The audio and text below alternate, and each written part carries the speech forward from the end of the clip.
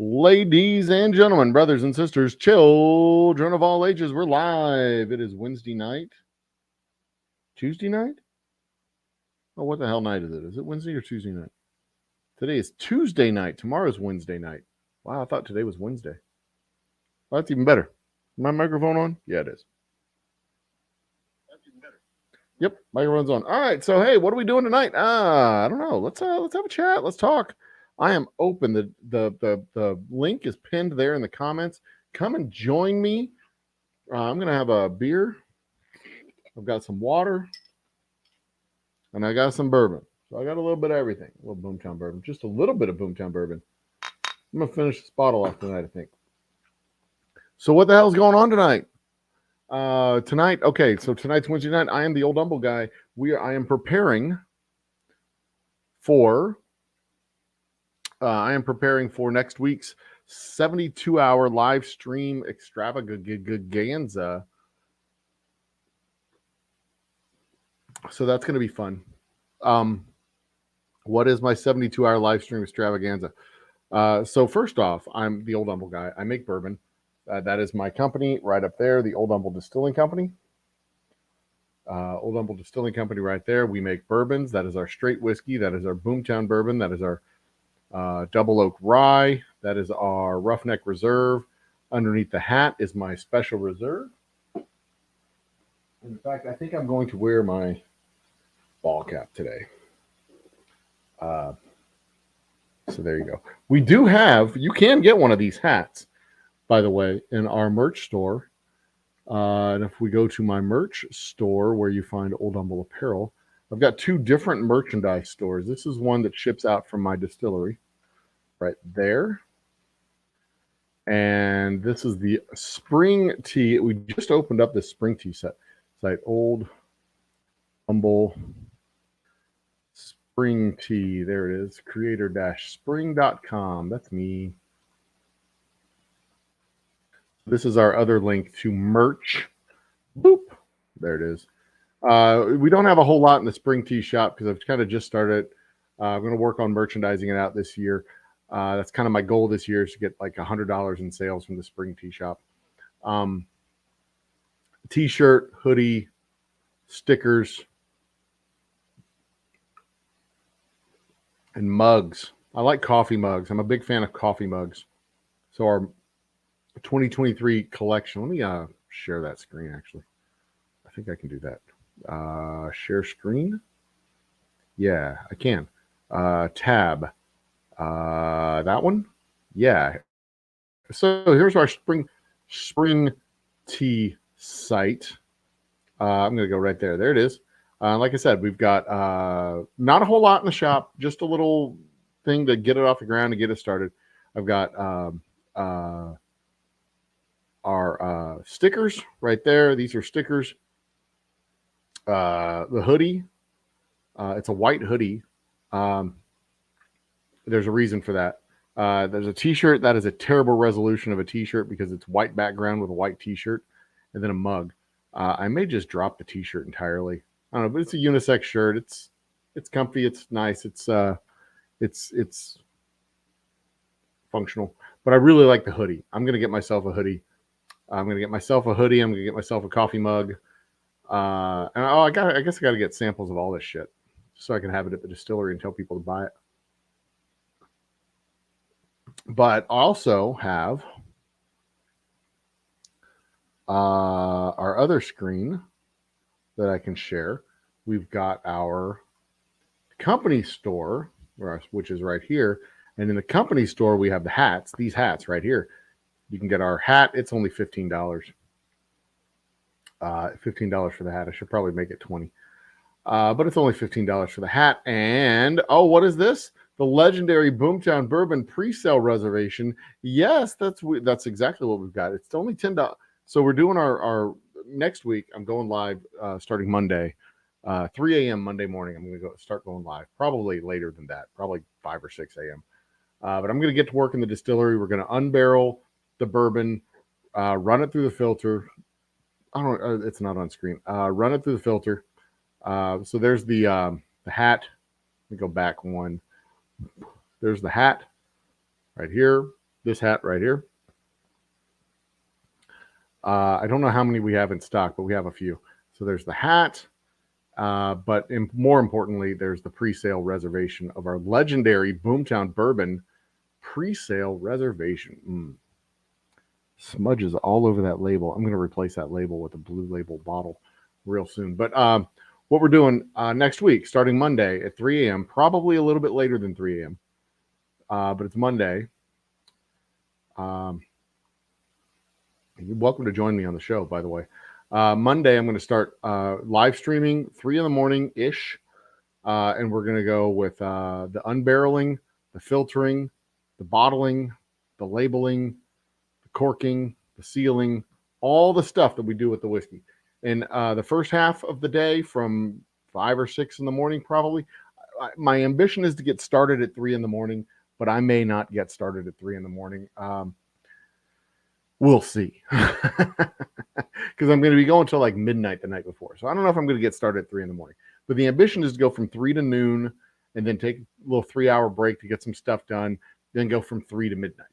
And on Wednesday night, we have guests streaming in via StreamYard right here. And then on Monday night, Tuesday night, we've got some live drop-ins, some podcasts being recorded, some visitors coming in to see us and say hi.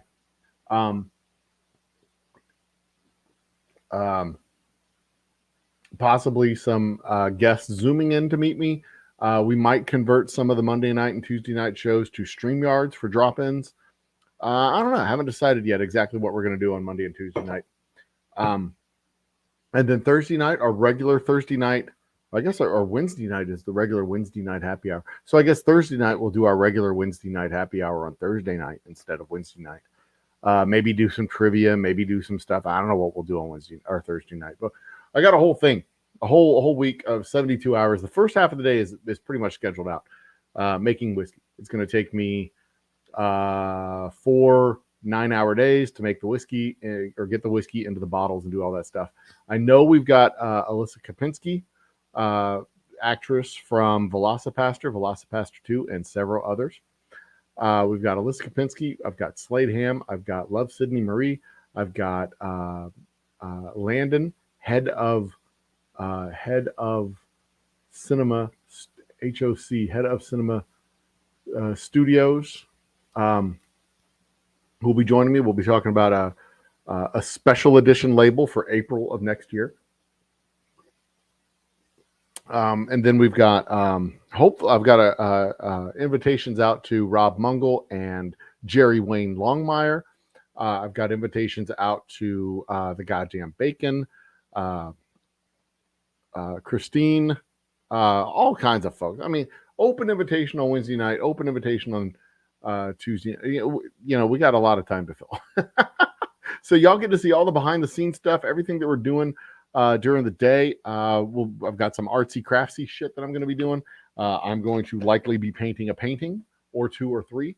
I've got some acrylic pours that I'm going to try and do. I've got a whole bunch of stuff. In fact, I'm also going to be making some wooden shot glasses during this particular show. I've got an idea in my head, a concept that I'm working on. But the whole point of the live streams next week is to get our Boomtown Bourbon into bottles, so that on Friday we can start pushing the bottles out the door. I've already got a call from my distributor. They want everything that I can give them, but the people who show up are the people who get the first bottles. So we're pre-selling. What we're doing is we're pre-selling reservations. $10 reserves your spot in line.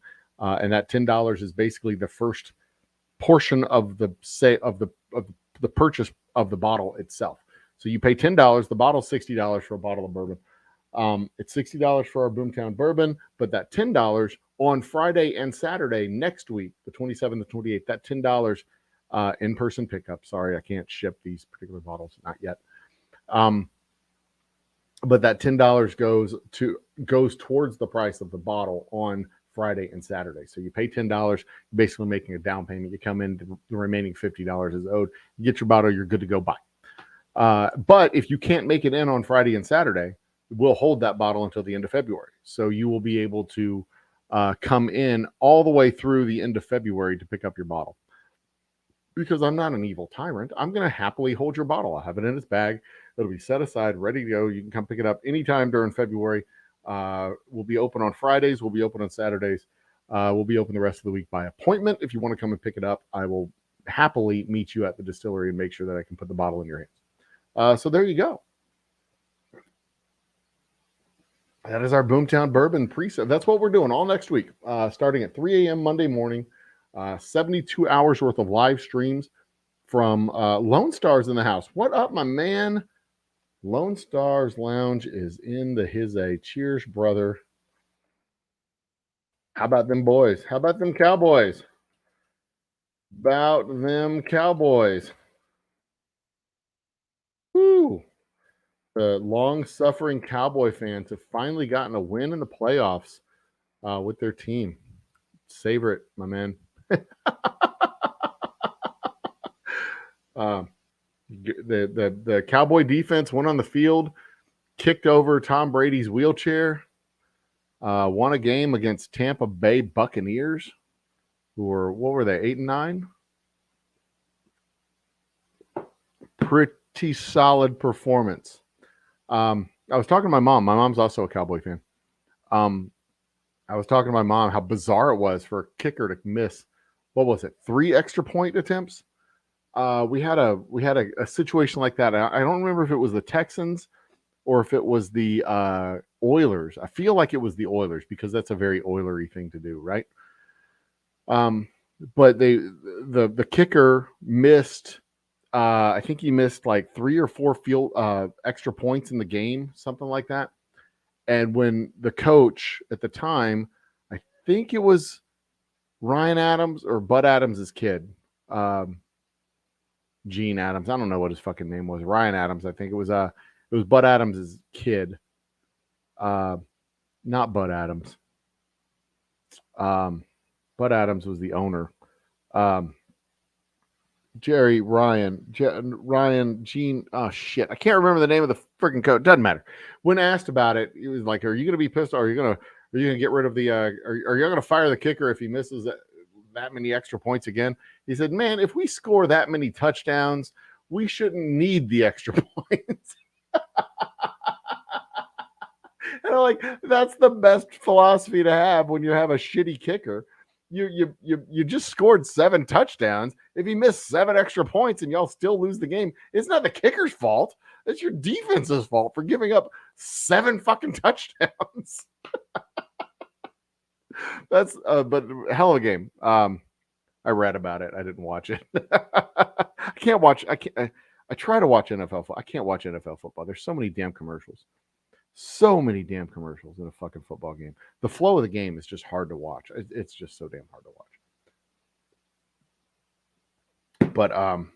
But bravo, at least one Texas team is a professional football team.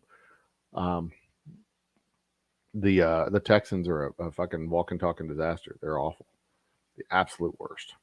But actually, they're not the worst. They're the next to worst. They're so bad.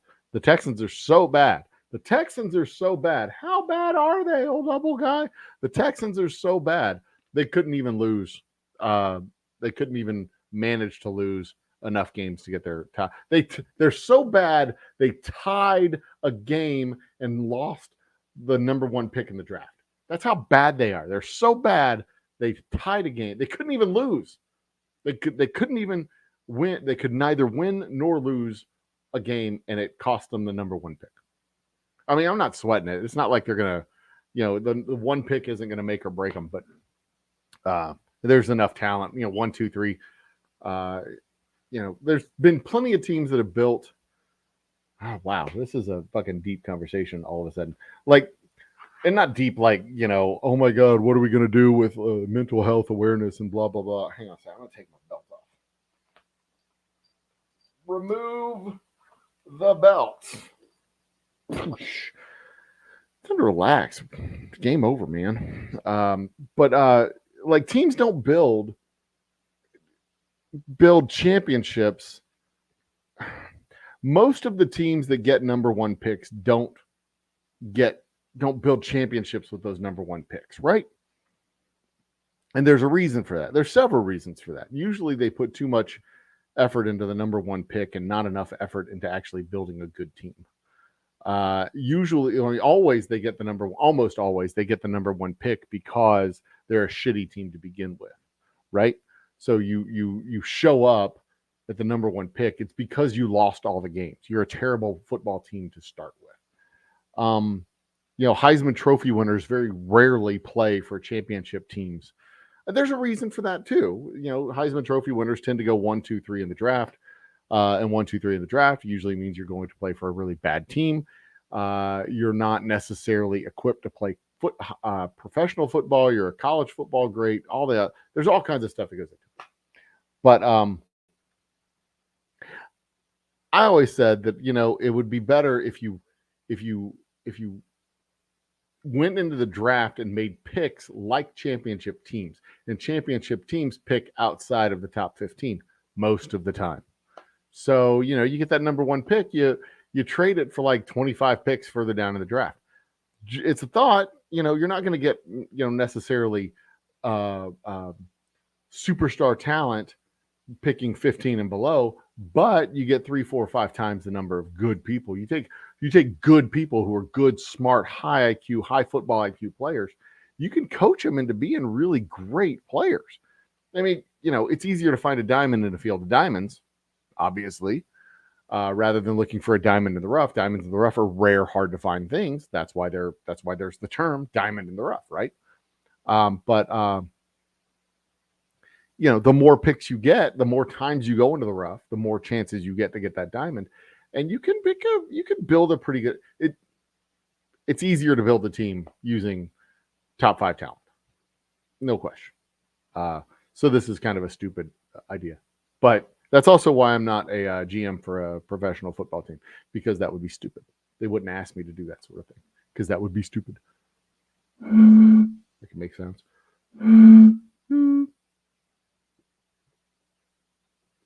Anyway, Texans suck. Go Cowboys. Ugh. No, I'm not going to root for the Cowboys in the playoffs. But congratulations, Cowboys. Texans suck. Long live the Cowboys. The Texans suck. I hope the season doesn't end next week, but I kind of have a feeling it will.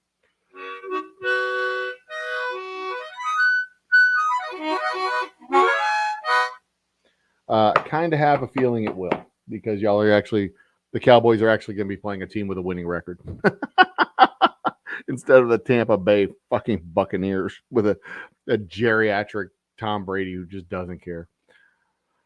Ah, goodness. Okay, anyway. What was I talking about before the Cowboys? Oh, our legendary Boomtown Bourbon. Yeah. So we're doing the pre-sale. Our legendary Boomtown Bourbon, first released since 2019. And it is now officially back in full production, our Boomtown Bourbon. And this is probably the last batch of bourbon that will be made with this clear label. The next batch we do, I think, will have, I haven't decided yet on the timing of this, but the next batch should have, let's go there. The next batch should have a solid label like this one. It won't be this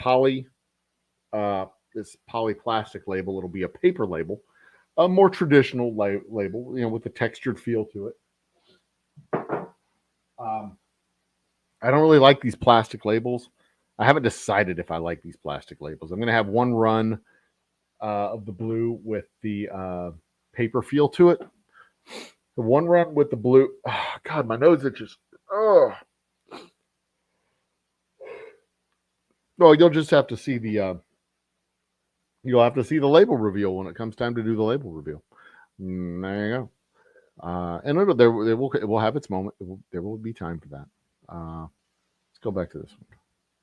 I don't like this. I want to have the border. How do I get my border back? I want my border back, border back, border back. Where's the save those changes? Where is it? Is it under brand? Is it? Do I have background music playing right now? Is it playing now?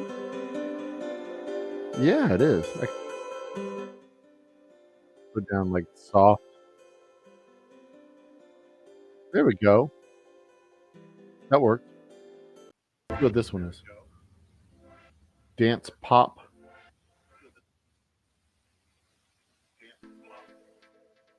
Oh, that's awful. Daydreaming.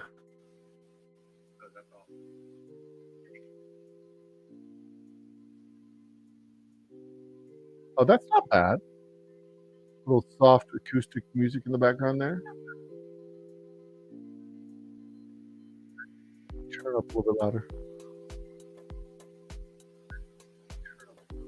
Yeah, that's not bad. I could get into that. Maybe what's feeding what does feeding the duck sound like? I can move this a little bit further away from my face too. Let's listen to the music in the background.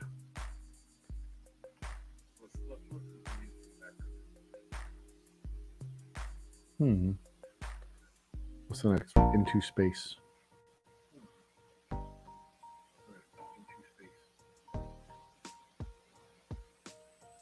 No, I don't like that. Lie.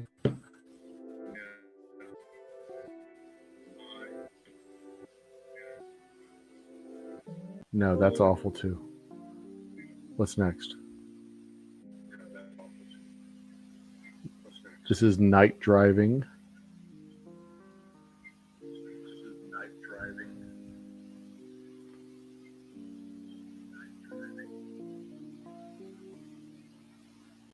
No. Rock is final.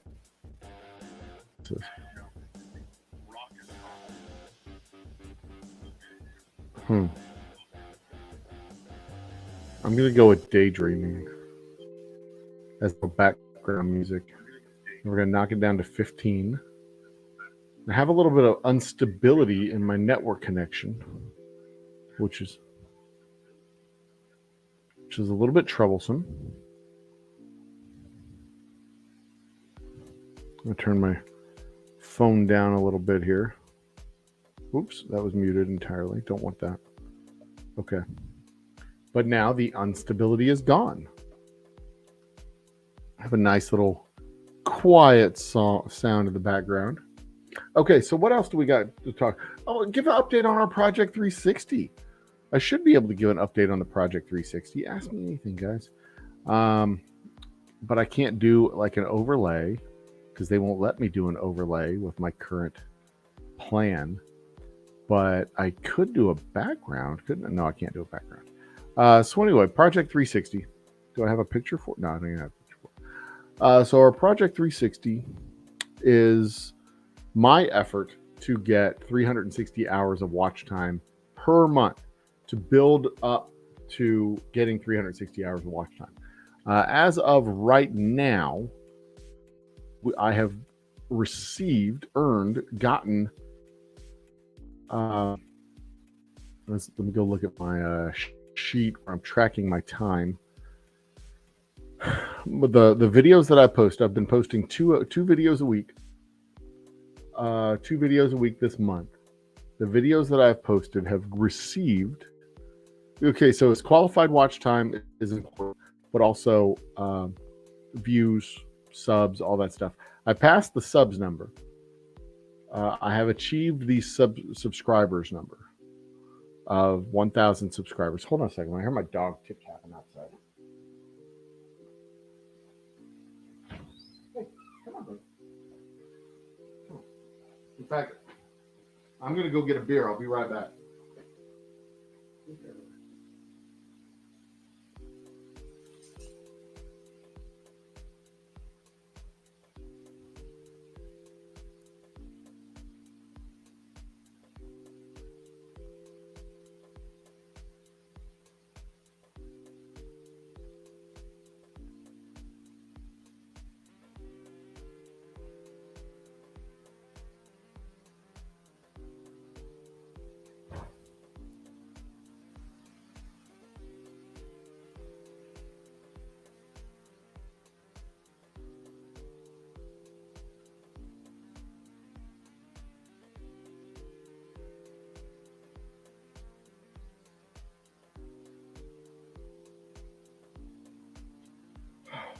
Wally?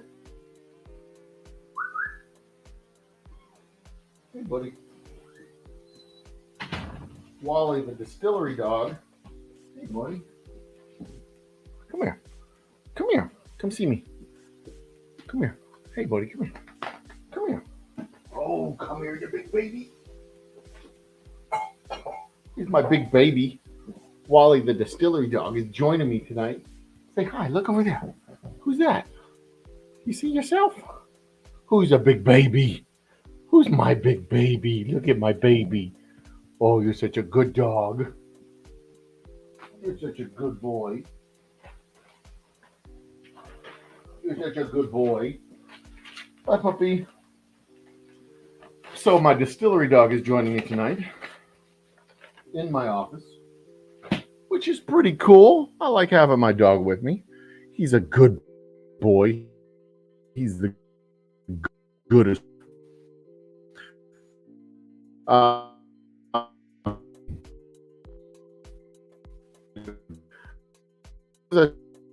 What's going on here? We have an unstable connection.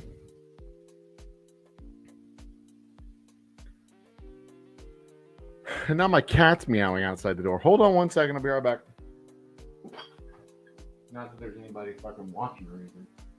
Oliver, you want to come in here too? Ollie? Ollie? You want to come? No, come on, Wally. Come on. Come on. Nobody respects the streamer's time. I'm over here trying to stream and have a good time and relax and drink a beer. Oh, I was talking about Project 360. That's what I was talking about. I'm trying to drink a beer, have a good time, and relax. And everybody's like, hey, daddy, daddy, daddy, daddy, daddy, daddy, daddy, daddy, daddy. Excuse me.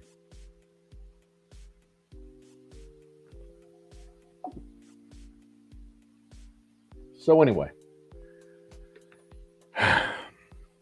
Project 360. So in February of last year, almost a year ago, I embarked on this project of Project 100K. The goal was to get 100,000 views on my channel by the end of 2022. And that was, I thought that would be a tall order.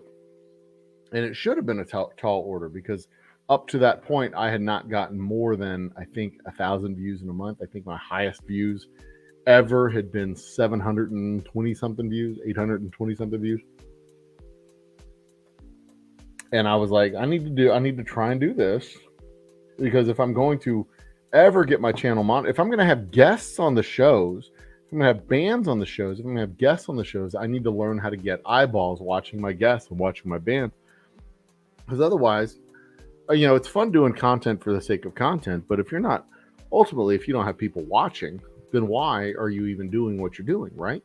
You're just streaming into the void. What's the point of streaming into the void for nobody watching? Kind of like what I'm doing now. You can't see this, but there's one set of viewers and 29 minutes into the show. Peak concurrence was 3 so far. Anyway, so should look at my analytics page right now as I'm doing this.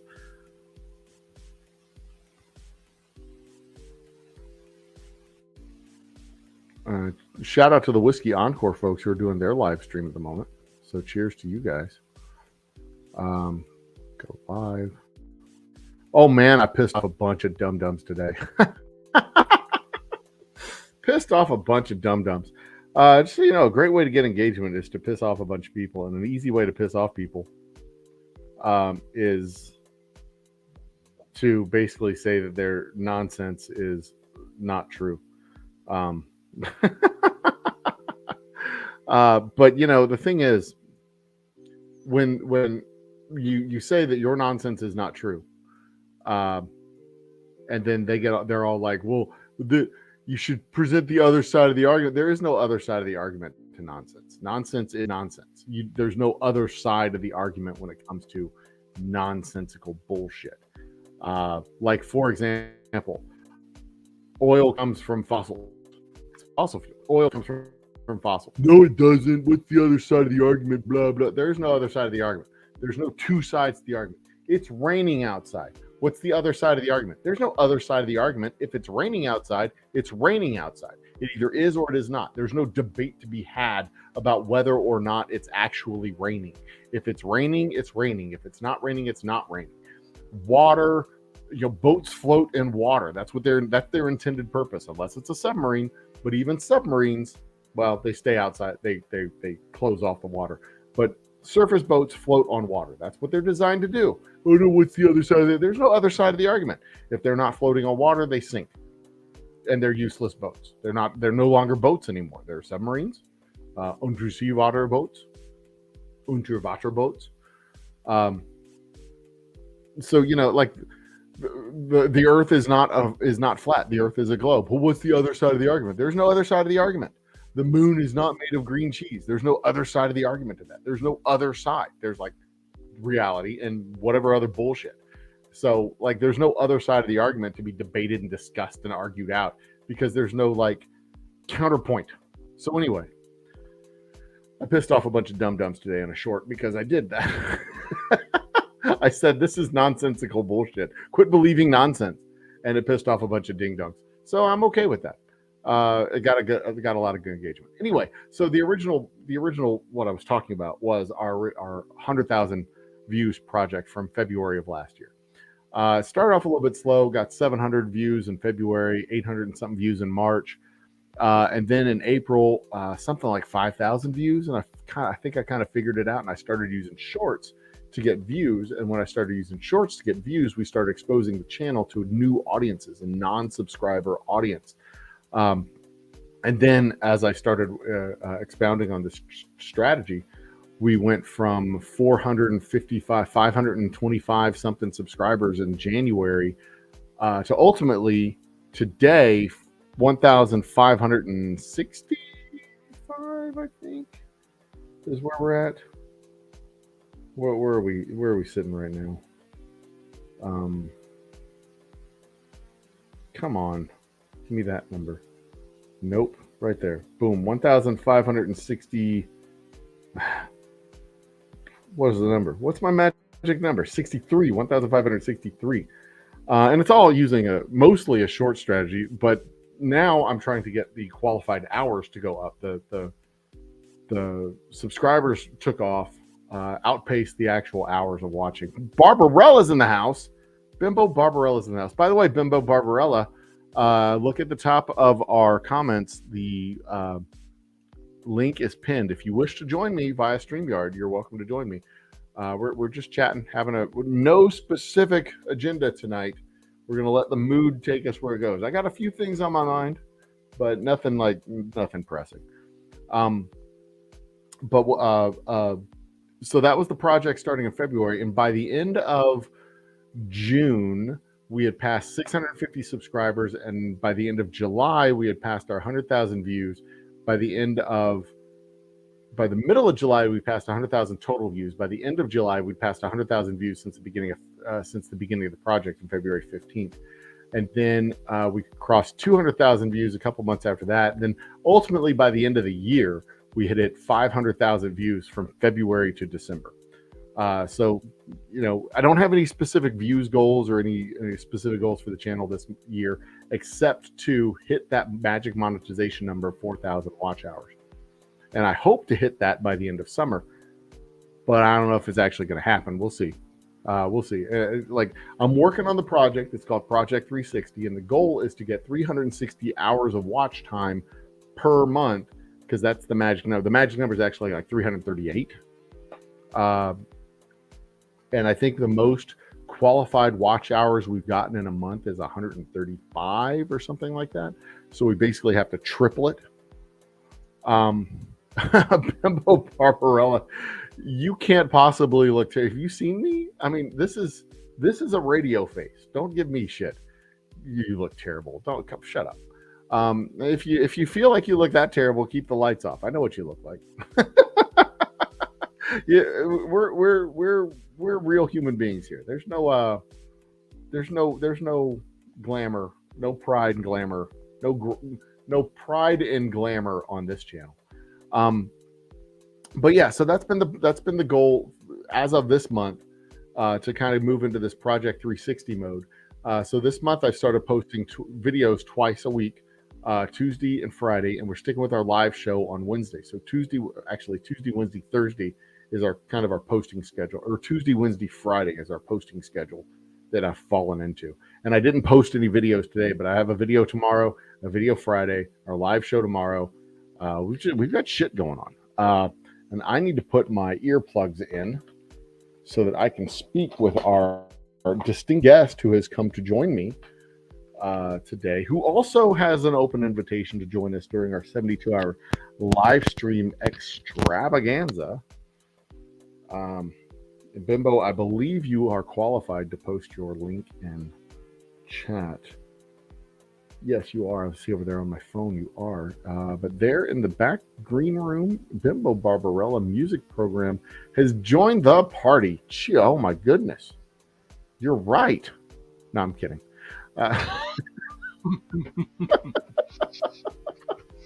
Welcome to the party, Bimbo Barbarella. Nice to see you. Well, and Mr. Humble, and where's my? I can't hear you. Hang on. What? Hold on. I can't hear you in my ears. Okay, well, let me put on headphones. I think your microphone is not working. And David Bays is in the house. Cheers, David. Okay, Mr. Humble. Welcome does that sound to better? The party. Okay, does that sound better? Do I have you muted? I do not have you muted. You are just not. Your audio is not coming through. But when it does, we will hear you. So yeah, that's been the project since the beginning. So I basically have 2 videos a week plus my live, and working on probably adding something more. I don't know what that something more will be yet, but probably a second, adding back in the second live, because we were getting pretty good results from the trivia. Plus, I see you, Barbarella. I don't hear you. I can't hear you, Barbarella, but I can see you. I wonder why. You are silent right now, mademoiselle. Oh, because my mic's not on. Ugh. I mean, I can kind of hear you. I hear you on my phone, but I don't hear you on my computer. That could be it. Let me see if there's something. I wonder if my audio output is not going to my headphones. Let me see. External microphone, external headphones. Okay, what about now, Mr. Humble? What about now? Can you hear me? Right. You know what? I'm going to do this. Hang on. Speakers. No. Hang on. This is on me, not you. Okay, so then I can eat potato chips.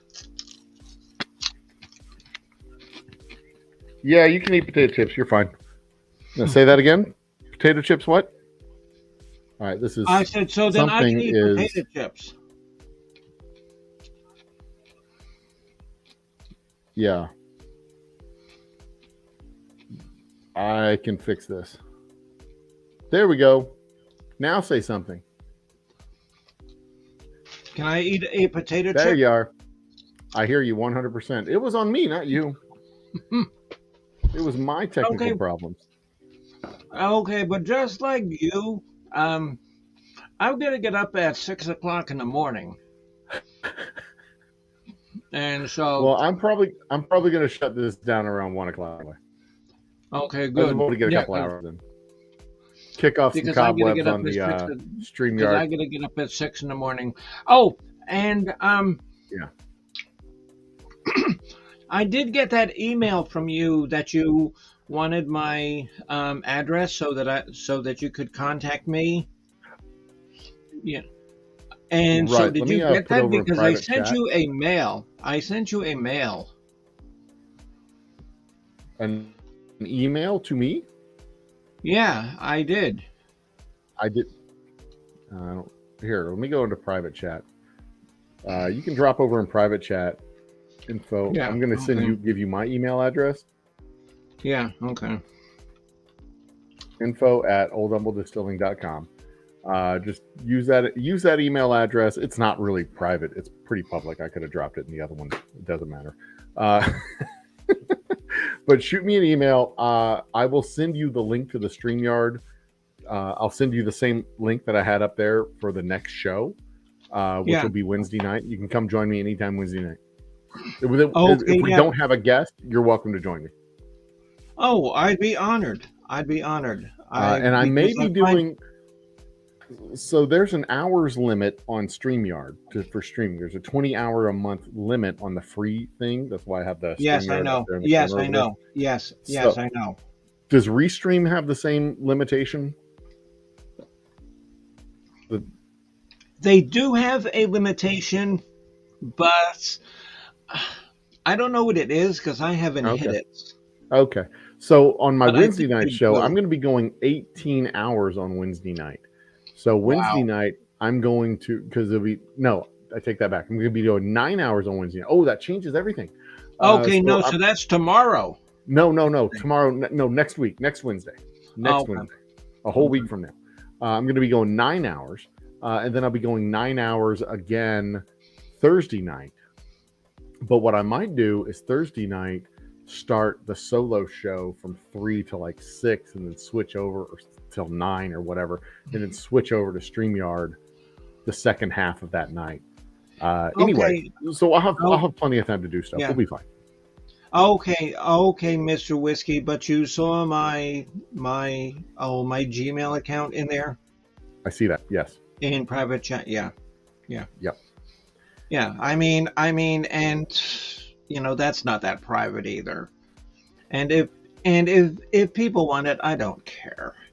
But are you going to be doing any more trivias? Are you going to be doing any more trivias? Because your trivia shows are fantastic.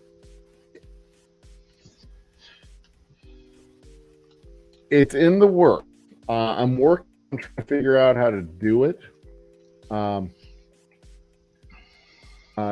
working on figuring out how to do it and do it better than we did it before. To have more than 3 people participating in a given night. Maybe doing it earlier, maybe doing it later, maybe doing it on a different night. I haven't figured it out yet. I mean because I've done it Wednesday, and I kind of followed the way you do it is to have people list all of their answers in one stream, instead of like one answer. And there's times I've had like 10, 12 people in my Oh video. yeah, No, and we in had my 10 or 12 people that when we started. We had full houses when we started, between 5 and 10 people, and then it just kind of dwindled off. And yeah, maybe I'll bring it back. Maybe I'll only bring it back every other week. I haven't decided yet. JLM and Sunflowers have both joined the party. Cheers to both of you. Yes, hello. Nice to see both of you. But yeah, I want to do it, but do it with more than like 3 people, which is what every high school and college boy has said at some point in his life. Bada bing. I'm so bawdy and naughty. Shame on me. Goodness Oh no, gracious. but you know what? Kiss your mom with that now? Yeah, I do. No, but you know what's cool? Is What? because you've heard some of my crappy ass music songs that I've played. I actually bought a real drum machine Yeah. so that I can like program the drums and then have the drums, and then I have a like 6-track mixer now, so I can play the drums, and then I can overlay the keyboard on the drums, and then lay the bass on the drums, Hmm. and lay the guitar on the drums. Yeah. So you're like So, and your own yeah, little looping machine. right. And so Uh-huh. some of my songs might actually sound, better than they do, because if you've ever Well, watched my channel, and dear, I know you've watched my channel, and some of my music I is have. good, some of it is just I We I can don't say the even know same what to thing about Def describe. Leppard. We can say the same thing about Def Leppard. Same thing about most bands. That most some of their music's good. Some of the music is like, yeah, eh. That's just how it goes. Art is a thing like that. Okay, okay, but I have watched some of the people that you have had play, and they were very talented. They were very good. Yeah, most of them. Some of them Yeah, were yeah, more talented than others. right. And you know what? And you know what? And okay, you're not a musician. You're a Magician. oh um no. So what do you call somebody who? I make Okay, noise. Bob Dylan. Okay, Bob Dylan.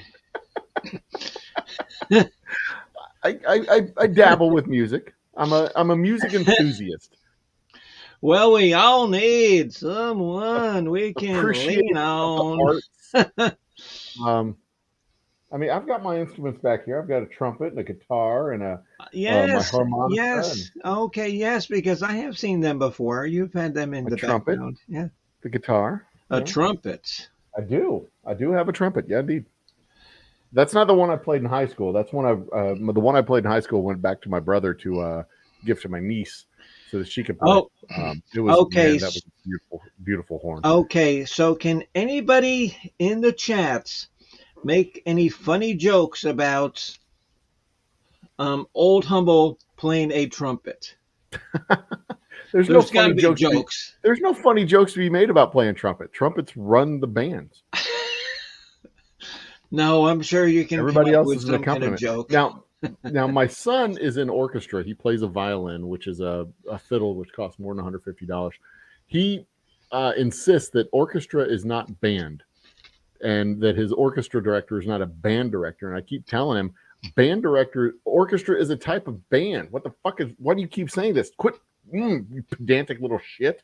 And then Yes, of course it my is. wife gets in on it, and she says, "Well, this isn't a band. It doesn't have it only has stringer instruments. It doesn't have wind instruments." And then we go sit down and watch him play this concert that he did the other day, and they had trumpets and flutes and a bunch. I said, "Oh, well, they've got wind instruments now. They're a goddamn band, aren't they?" I've seen bands. So, I've seen bands with guitars and drums and cymbals and I know, cowbells right? and And last I and checked, Kiss doesn't have a trumpet player. Well, they're still a pretty decent band, even with the lack of trumpets. okay, but do they have a cowbell? I don't know about that. Here's a right up your alley too. When I listen to Kiss, like they have among the metal Okay, go on, bands go on, go on. among the Yes. metal bands from like the 70s and 80s. Kiss has a Hmm. very unique sound, and every time I listen to the Flesh Pickle, every Jesus Christ, but every time I listen to Kiss, I think disco metal. What do you think? Um, I don't say. I say like glam metal. Okay, that's fair. I think we're thinking on the same wavelength though, Yeah, because yeah. they're not the heavy metal like you get from Aerosmith or Guns N' Roses of the same era, the same time And period. okay, because They don't have even that they same kind weren't of sound. okay. Because even like like Aerosmith and Guns N' Roses weren't like metal metal. You're talking metal bands like Anthrax and Sepultura and bands like that are like heavy hardcore metal. Well, heavy rock. I don't know if Kiss delves into the. Yeah, when I think of metal, I do. I think of Anthrax. I think of Metallica. I think of Oh, Megadeth. Pantera. right, bands like right. that. I don't think of Kiss on the same genre as Megadeth and Pantera and those. No, They're more no. of I do I think of them more along. I put them in the same general category as Def Leppard and the heavy rock bands of And that bands era, like right? Twisted Sister. Oh, Yeah, okay, exactly. because you've seen my tattoos. I've got like Yeah, Twisted Sister and Blue Oyster Cult. yeah. But when I listen to Kiss, I hear this very heavily disco influenced type of It's heavy. glam. It's Yeah, yeah. glam. It's like back from like the New York Dolls era. Okay. So it's not my And imagination. are What you're and telling me is it's not my imagination. I'm actually no, hearing this. no, no. Oh, Mr. Whiskey. And are you old enough to remember who like the New Yeah, York Dolls were? Oh, okay. yeah. I'm old enough to remember a lot of things. I'm old enough to forget a Yeah. lot of things. Yeah, well, there's a But to be fair, personality I know of crisis. them. I'm old enough to know of them, but I'm not old enough to have actually listened to them uh, in any specific mediums that I can think of. And and see, like, what was really cool is like, okay, so who said that Def Leppard is Bam? I think he Oh, meant. I think he meant is a jam. I think you. That's a oh, typo. oh, okay, so Seriously Podcast says, what about Striper? And do you know the band Mm, Striper? yes. And now, I don't care if they're Christian rock. Their music is good. That's all I care about is whether your music is good or if it's not good. Sure. And Yeah. one thing, me being a semi-musician, I will never say that an artist is terrible because they're not. Because it's hard to do this shit. Oh yeah. Oh, Yeah. sorry, Absolutely. I shouldn't say that on your Oh, show. I'll say the same. I'll say the same Oh, goddamn thing about whiskey. Like, oh, there's good okay, whiskeys and there's bad whiskeys, but my personal preference is irrelevant to whether or not it's good or bad. right, Like, okay, like yeah, I'll tell you it's different. I'll tell you it's changed the flavor. It's different. It's not the same. But good or bad for me personally, if I like it or not. But that doesn't necessarily mean it's good or bad because people like shit all the time. right, People okay. people will eat absolute fucking garbage and say it's gourmet. And they're like, dude, it is That's why sometimes garbage. I Come on, love man. watching. Oh, that's why sometimes I love watching your shows when you talk about like different liquors, because Yeah. you had a show about like absinthe. Right here. Have you ever? I'm gonna do Yes, a short video about absinthe too. and Because and basically take that and bit out of that show and drop it down. and has anybody besides Mr. Whiskey in here tried absinthe? Oh, I'll tell you straight up, it tastes like shit. I don't like It's it. horrible. It's It's horrible. horrible. It tastes like a Okay, licoricey nastiness. It's green. It's gross. It's ugly. it's Ugh. worse. It's worse than Jägermeister. Oh yeah, look at that green fucking ugh. And now I've got to drink this And shit. Ugh. It's just and the it worst. actually comes and it actually comes from something called wormwood. Right. See? Okay, but anyway, okay, but no, but like back to music. Okay, the band that I dislike the most is the Ugh. band Queen. Queen. I Really? dislike Queen I love most. Queen. However, they are fantastic musicians. Hmm. I just don't like. See, I'm like that with Rush. I recognize Right. the fact that they're great musicians, well trained, they have good talent, good skill, well trained, good knowledge of the music. I can't stand listening to their music. I hate it. Oh, And I'm like the oh, only person on the planet who hates Rush. Everybody loves Rush. um, They're like, oh, they're so talented. No, they're not. well, No more well, than I anybody mean, else. Fucking yeah, idiots. I mean, I Ugh, I can I get the do taste out of have. my mouth. I'm sorry to bring that up, honey. I'm sorry to bring that up. Okay, No, there's the only. absinthe. I gotta get the taste of the absinthe out of my Yeah, mouth. I know exactly. Okay, there's only two. Okay, there's only two Queen CDs that I have. Is Triggered like seriously. Queen Sheer Heart Attack and Queen Night at the Opera. And Uh-huh. Night at the Opera is fantastic. It's got songs like Death on Two Legs, I'm in Love with My Car, and that's when they were good. They Yeah. were trying. They were trying. That's another good point to talk about. Yeah, I get you. And then, They sucked. yeah, there you go. Have you noticed that that happens with bands that like their first couple of albums, they're like they have their own voice and they're trying things and they're seeing what works and they're developing musically, and then they get their record contract and the record company says, maybe for the first one with the record company says, do what you're going to do, and then the next one with the record company, they say, okay, here's the formula.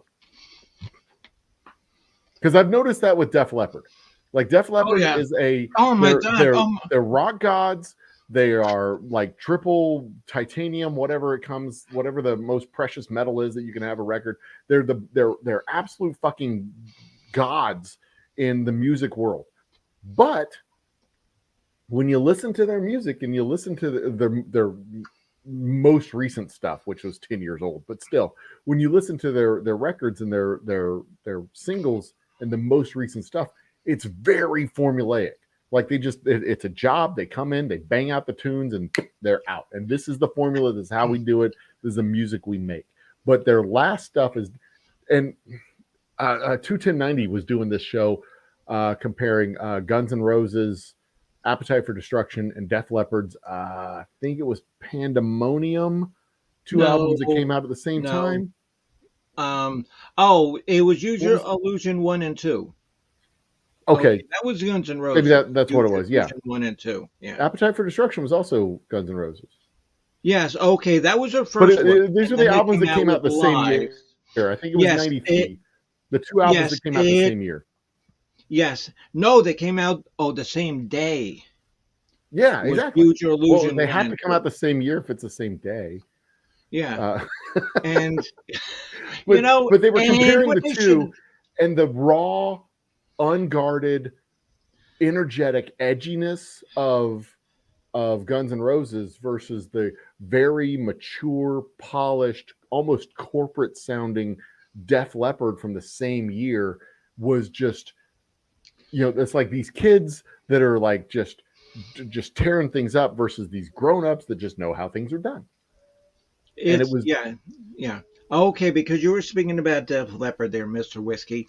Okay, their first album is called On Through the Night, uh-huh.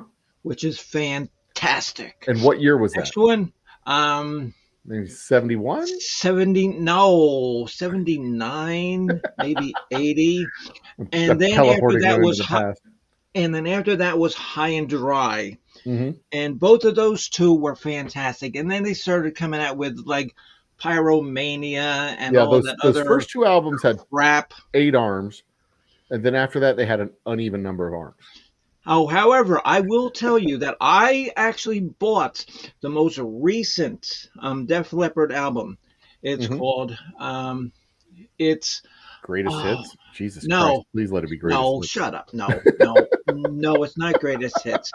But but it's sounds like 1971, 1973 Mm-hmm. T-Rex, um, um, Ziggy Stardust and Spiders from Mars. It's very, very glammy. It's good because they got back to like some of their roots. Yeah, that's cool. So I guess then the question being, do you notice the sound changing after the first couple of albums to the point where they Oh, make it, so to speak? absolutely. Oh my God, And from absolutely. what it sounds like, you're absolutely yes. Their sound does change. Yes. They get the producers get a hold of it, the radio stations get a hold of it, the record companies get a hold of And it. then they Somebody turn gets a into hold of their crap. voice, and And then they they turn turn into it into a crap, mass marketable schlock. crap. And then after they get dropped, and then Mm, they're able to like start doing their stuff with their own creativity again because they're not being told what to do, what to produce. yeah. They get back to their own creativity. They create. It's called, oh shit, and I could go get it It's because called Oh Shit. no, it's I not don't think called that's oh a shit. technical term. Um, it's It's not a business term. but it is so good, and comes from the Bimbo Barbarella music program. Pick up the latest CD by Def Leppard. You will not be disappointed. You Well, will let's not look be that up. I'm gonna look. disappointed. I'm gonna look up. I didn't know they made anything in the last decade. Yeah, yeah, Uh, yeah. They just did it. It's called Diamond Star Halo. since 1992, bands consist of blah blah blah blah blah. Movie Oh, genre, it is called Diamond Star songs, Halo. Diamond Star upcoming tour Halo dates. was just Okay. released this year. Uh, latest. There's Hysteria, Pyromania, Diamond Star Halos 2022. Yep, Yeah, there it is. Diamond Star Halo. See? And I think Hysteria was the one that I was thinking of, and they compared Yeah, it was Hysteria terrible. It with was terrible. It that was was the one with Pour Some Sugar schlock. on Me and all the other that I got Oh so tired of. God. Oh Yeah, Pour Some Sugar on God. Me, Love Bites, Hysteria. Oh Um, God. but it was that one versus they compared that one with Guns N' Roses Appetite for Destruction, and because they came out, they didn't come out at the same time, but very close to each other. Um, and it was just a contrast between the two. And Okay, but the, okay, the, but the Appetite for comparison between those Destruction. two was just not even fair because Appetite was such a raw, Oh my edgy, God, that was unguarded, balls fantastic. to the That was wall, throw great. it all That down was kind of album, great. where Hysteria was such a formulaic, oh, so frustratingly Overproduced. produced. Yeah, Over. so No, frustratingly and produced. no, and I said produced on purpose Yeah, because it sounded like a bunch of vegetables doing it. because that was the first one after the accident, right? Yes, by Rick Allen. Yeah, the Yeah, drummer. Pyromania was the one before that. He had both his arms. Hysteria was the one after that. No, just the one arm. No, just the one arm. Well, no, but Pyromania, he was pre-accident. Hysteria was post-accident, right? Right. Yes. Yeah. Yes. Give that man a hand. Goddamn bacon. Hello, goddamn bacon. Bacon, the links in chat. Same with you, Um. Christina. And seriously, and whoever the fuck else wants to come and join us, you're fine. I'm gonna be probably Okay. hanging out for another hour or so. Okay. Because seriously said that Rush. Yeah, seriously likes Rush. So he Apparently unsubbed. likes Queen too. So he likes both. Yeah, he's not upset. Oh. But that's fine though. If he does, that's fine. I pissed off a bunch of dum dums today. I And got a you know bunch of what? subs today. And you know what? You know what? Music is however you portray music. Oh And yeah, absolutely. See, one of the cool things. nobody can tell you that. Oh my God! Because you listen to Coolio, you suck. Well, No, they that's can, but just they're your wrong. preference. They can That's say just that, your but they are preference. wrong. Yeah, Yeah. yeah. That's just your preference. All right, we got serious. Well, we got seriously podcast joining us here. Ike Rush 2112. All right, you're That's gone. no, I can't. no, We can't have that music in the background. no. You can't because you'll get yeah. I'm not gonna get No. taken off the air because of Rush of all fucking Okay, reasons but to get taken off the 21 air. But to be 21 honest, I 21 forgot that I was playing Carina's Clearwater in the background. That could get you off. And that's one of my faves too. See, I was telling a friend of mine the other day that I like bell bottom rock is one of my favorite genres of music. In fact, and if I'm actually going you to pull this off of here. if you before close I- your eyes I- and picture a white dude with a white fro and the bell bottoms and the round glasses, that's the type of music that I like to listen to more often than not because I can just crank that up and jam on the highway all day long. Can I show you one of my favorite things about this vinyl? It breaks. You can just snap it in half and toss it in the trash. No. So on 2112 is great. On this side of the vinyl, inside of this unused section, there's the Rush like little star they have on the front of the vinyl. is sitting in there, and as it spins, you can see it. I don't know if you can see it on the video here. No, you can't see it. But as it spins, the fucking star spins. Let me see if I can show it. I No, know you what you're can't. talking about You because I've can't seen see it. it. You I know can't what see you're it talking there. about. I've seen it. Yeah, well. Okay, okay, see, Mr. Humble, and see now me, I could listen to 2112, and then my next CD could be Parliament. Oh God, this is so much fun. Yeah, and that, Um, I'm in the same boat, except for 2112. So Uh, I do have a different question though. What do listen you to a guys? What do different you? CD, How and then how do you guys? Parliament. Yeah, How do you guys feel about ACDC? I love these guys. It's very good. It's fun. It's fun Oh, music. however, That's another one that I'll turn up loud. however, my favorite ACDC is Bon Scott. I have every Bon Scott album and CD. But I love ACDC. I have their entire catalog. I even have Bonfire. So Oh, cool. I don't have any ACDC albums or CDs. In fact, I don't think I have any albums because I grew up in the tape deck era. But I do have. You can see. Can you see this right here? This is. I was explaining to my kids. I was explaining to my kids the other day that what there a was tape a time. deck is? There was a time when we used to drive around with our compact discs in a briefcase, and we would Yes. Wow. lean over and listen to our music from CDs, like the same way that they have CDs Yes. in the back of the van Yes. to watch movies Yeah. with. We would do the same Yeah. thing with our CDs.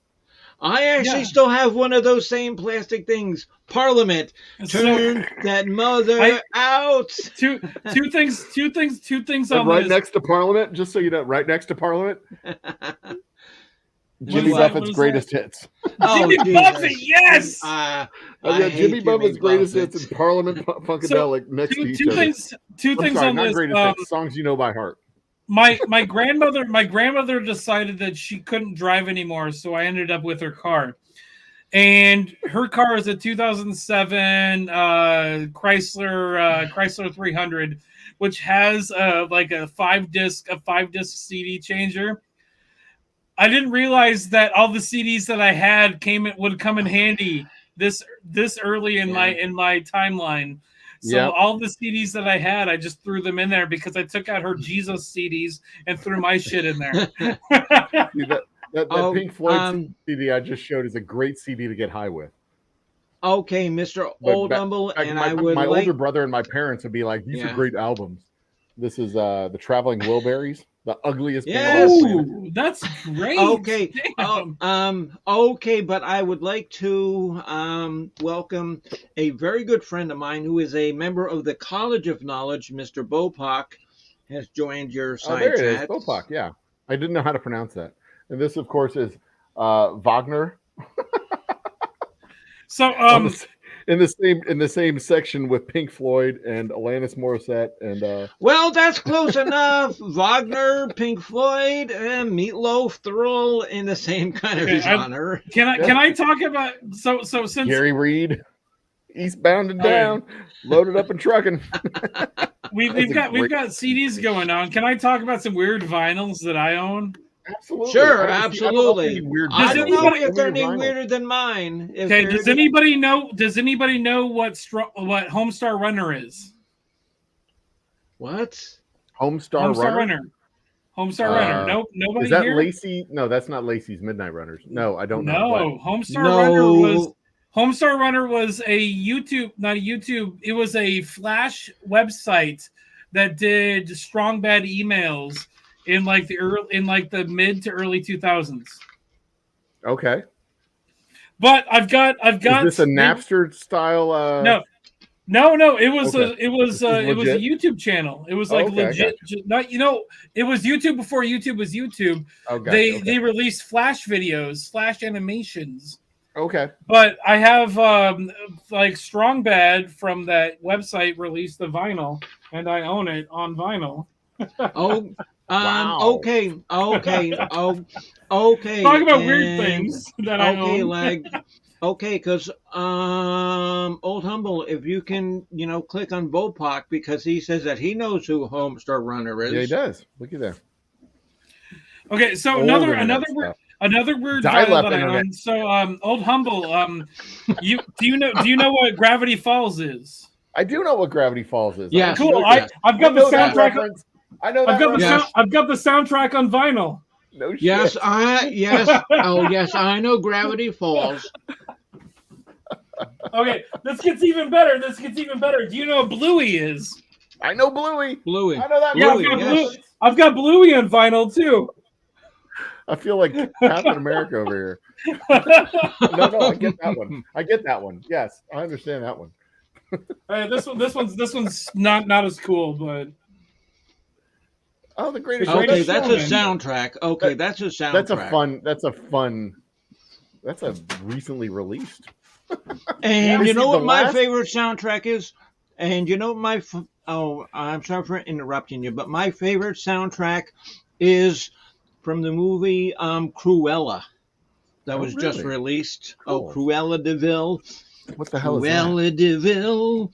Cruella de Vil. Okay, because she was the one in 1001 Dalmatians. she was the bad Like guy. the yes. evil. Yes. Yes. I That don't movie is understand so why. good. I don't understand why they made a movie about her I don't because either. she It was was legit like the worst person ever because she was killing puppies or wanting to Yeah. kill puppies. It was Well, such a bad movie too. Well, So she bad. never killed any puppies, but the movie itself is so fantastic. In the original film, 101 Dalmatians, she wanted to kill puppies, She did. and about 100% certain that she's done it before. She so wanted why- to, but there's no Why- evidence. So my she question had before my in the question- my Simpsons question- version. In the Simpsons version, Mr. Burns definitely killed a bunch of animals to make his wardrobe. my vest, see my vest, My made vest. from authentic gorilla chest. Yeah, it's made from a gorilla chest. He definitely killed that gorilla. See my Definitely killed loafers those made animals. from gophers. Yes, it's a great, absolutely fantastic episode. But Cruella That's de a Vil, great episode. there's no evidence that she actually signed to have the animals killed. That made Hold her on. wardrobe. Mr. Burns absolutely paid somebody to kill a gorilla. Cruella de Vil was wearing a something that was made out of fur. We don't know what it was made out of, Yeah, but she legit was a designer and legit wanted to kill a bunch of things. Like this whole that thing does about not mean that does not track that she said kill that one and make me a cloak. There's no evidence that she brought in the foxes and said these will do. Mr. Burns almost certainly picked out the gophers for his loafers. Oh, Mr. Burns has to be okay. Mr. Burns has to be I 100% one of the most believe that. one of the most evilest characters ever created on television. I love There's a him reason. so much. There is a I reason. love him There's so a reason that Mr. Burns, anytime they show conservatives talking, he's on that panel. Like they even put Rush Limbaugh on the panel with Mr. Burns. Yeah, to humanize him. It's there. It's been done. And Sideshow Bob and the Devil, all kinds of Oh yeah, people. Bob's on there too. You're right. No, the Simpsons. But there's the no Simpsons, specific evidence. There's no specific evidence that she ever specifically chartered the death of an animal. I 100% guarantee Mr. Burns did that. Yes, no, that'll. No, it's I'll agree entirely to, I'll possible. agree that. I'll agree to that. Cruella de Vil is still a possible. fucking terrible person. It's entirely possible Oh, that yeah, Mr. Burns and just that's went why to the the movie is gorilla so fur great. store and said, I'll take that gorilla chest, fine. But gorilla Yeah. chests are fairly rare commodities, I presume. So So that almost certainly has to be chartered. Fox fur, you could just go say, I'll take some Well, fox fur. Mr. Burns went out like that fucking dentist and fucking killed it himself. Yeah. You know the guy that got not Mr. fucking Burns. Good canceled. God. He handed the gun to somebody else and said, shoot that thing. Probably You can't shoot Smithers. a gun. Yeah, of course. Okay, but Maggie ended up killing him. Yes, she did. Maggie killed him. No, Maggie did not kill Mr. Burns. She's the one that shot Mr. Burns. Yeah, she did. Also, she shot Mr. Burns. She didn't kill him. Spoilers for something Spoilers that's 30 for the show for something that that's happened 30 years 20 old. years ago. And you know what I love Bruce about The character is Simpsons? dead in Sixth Sense. What? Okay. I've never seen Sixth Sense. I'm a huge M. Night Shyamalan fan. Jesus Christ. I'm out. Nim Night Also, Shyamalan. Spoiler alert. Nim Night in Passion of the Shyamalan. Christ, he dies in the end. Just so you know. Nim Night Shyamalan. I guess you never saw Oh God. Lake of the Woods or The Village or The Village. I've seen or- The Village. or That the was one just where good. like the trees are killing people. I don't remember that one. Or no, That the was one terrible. where the trees. Oh, yeah, the one with the trees killing people. That's oh shit, The Happening. That's with Yeah, I didn't that's see with that that's with Wahlberg. Mark Yeah, Wahlberg was in Donnie that Wahlberg. one. There came a point with M. Night Shyamalan where it was like, there's a twist, so it's like you're just like, what's the twist? You go into it thinking Well, there's a twist. he also And it's like, I don't- did. He also became a did the victim of his own Avatar. success. He also did the Avatar: The Last Airbender movie, and that Oh fucking my sucked God, dick. that had to be the worst movie that I have ever unfortunately seen in my life because I didn't own it. Okay, my son watched it and like I said, the fuck is this? It was bad. There's a Yeah. new M. Night Shyamalan thing coming out that He did. I He made kind a of want to movie see. recently. I can't remember what it was, but I kind of want to see it. I don't fucking remember, but I'm He gonna. made a movie recently. And does anybody know what M. Night Shyamalan? Oh, okay, Bopak. You What may does know the M what it stand is for? By the because way, you're the kind M of- stands for Manoj. MANOJ. I like Oh. to say M. Night Shyamalan and Ding Dong.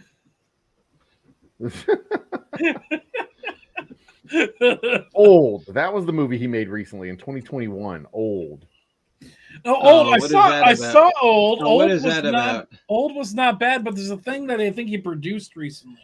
Knock at the Cabin comes out in 2023. Yes, that's the one. That's the one with Batista in it. Yeah. Okay. Dave Bautista. Dave Bautista. He's Oh. Drax, right? Yeah. Yeah. He was yes. whining the other day that I don't want to be remembered for the biggest fucking role that I've ever had in my entire fucking life. Yeah, okay. Fucking idiot. Okay, Yeah, come no, on. He probably should be because he's not a very good actor, and he's a fucking terrible actor. Drax just accentuates the fucking role for him, and it works. But there was a movie. There was a movie that came out. Sorry, so go ahead. I'm sorry, I interrupted you. No, but then you wonder why is like some of these actors have these roles that fit them perfectly, and they says, "Well, I don't want to be typecast." Is that say, "Oh, shut up and just keep making $5 million a movie. Just shut up." Yeah. You're a half literate, muscle bound goober. Do that. I mean, nobody wants to see you as a Who was a kindergarten professional wrestler? Right. Yeah. Well, actually, he made a millions. Kindergarten doing Cop that remake already. would be a pretty good show, but still. Oh, with fucking Drax as kindergarten Drax cop, as the that'd cop. be great. It's not canceled. I was actually this weekend. I drove through Astoria, and I drove Swampy's in the past house. the. You're Swampy. Oh, I hello, drove past Swampy. I drove past the kindergarten cop high school. Yes, And right there, an Bopak. unknown piece of trivia is the kindergarten cop school. Sorry, kindergarten cop school is just down the street from the Goonies house. Oh, how about that? That's kind of cool. It's also so if you ever seen the video, if you ever played the video game, what's it called? Shit. No, I've The never game played that Goonies one. versus. I've no, played no, a lot no, of no, games, but never versus- played shit. No, so the game, I'm trying to remember the name of it. The one with like Pyramid Head and the nurses and stuff. I can't remember the name right off the top of my head for some reason. Pyramid Head. Hmm. Shit. Hold on. Let me look. Yeah, look that one up. I don't know what you're talking about. Okay, Cheers Mr. to Swampy, who has joined the party. Goddamn bacon's Okay, in Mr. chat. Silent Hill, Okay, Silent Hill, uh, Silent Hill. Silent Hill. Oh Okay. yes, those The movies original are Silent Hill, creepy. the original Silent Hill Yes, video that's game. creepy. The original Silent Hill video game, the school in the game is based off the kindergarten cop school. Okay. Okay, but Silent Hill is really creepy. Bopak knows what you're talking about. Yes. Okay, guys, and like I said, and especially for you too, sir. Okay. 6 o'clock comes early in the morning. I gotta Yes, get it up. does. Oh, It's you're persistent. leaving? It comes whether you like it or not. Yes. Cheers, And- Bimbo Barbarella. Nice to have you on the party. Thanks so much. Okay, yeah. See you next week. Arts. Yes. Okay. And Mr. Whiskey, you now have my email. So just let me know when you're. I've gonna, already sent you an email. do your. I've sent you your Okay, official cool. invitation for next week. Yes. Cool. Good. All right. Yes, Ike. It was nice to meet you. Pleasure. Even though you're kind of a goofball, but that's cool. Not kind of, definitely. Oh, okay. I didn't want to insult you too bad the first time I met you. Well, no. Maybe next time you get to meet my puppet. Oh Lord. No. Okay, Joe. Does he really have puppets? I don't know the answer to that question. I dare say it's probably yes, but I He's don't living wanna right answer there. it. I can go grab him. I don't want to answer it out of fear that it might show up tonight. Nope. His name is Felton, and we might meet him next time. Nope. Sleep is calling me. Good night. Good night. Oh, good night, Mr. His Bopak. puppet's a full-size person. He just puts it in arm. Never mind. He sleeps in the closet. He sleeps in the closet. I hope this is not some guy in like a gimp suit or something. Yeah, he's in a total gimp suit. He just unzips his mouth and he goes, Do I have to "Oh, go me," get him and so I zips can up. disprove Shut up, all of this bullshit? No. No, I think the legend, the lore is even better than the reality. So just let us have our stories. Thanks. Especially now that I know there's a guy in a gimp suit. Oh yeah, totally. It's No, it's got a a gimp zipper suit. up here No, and no, a no, zipper no, no, back no. there. Hold on. It's a guy. It's a gimp suit in a guy, Oh, okay. But which makes it even better. Definitely has an access panel in the back so he can put his hand in and make his mouth move. Or make something else move. Hi-oh. Well, Good night, Bimbo. Because imagine if you're stuck in that gimp suit, you're going to need some kind of movements. Probably. Yeah, one or two. All right. Jesus Christ. All right, later on. Here's a good night. What did I get into on here? So Jeez. See you, Bimbo. Do I need to push a button? No, she's got it. So the last album that I remember, the last three albums that I remember owning were Queen's Greatest Hits, Kiss, Detroit Rock City. It was a double album. I think it was Detroit Rock City, but I can't remember the name of it. I do remember it was a double album, and a single, which was Dougie Fresh and the Get Fresh Crew.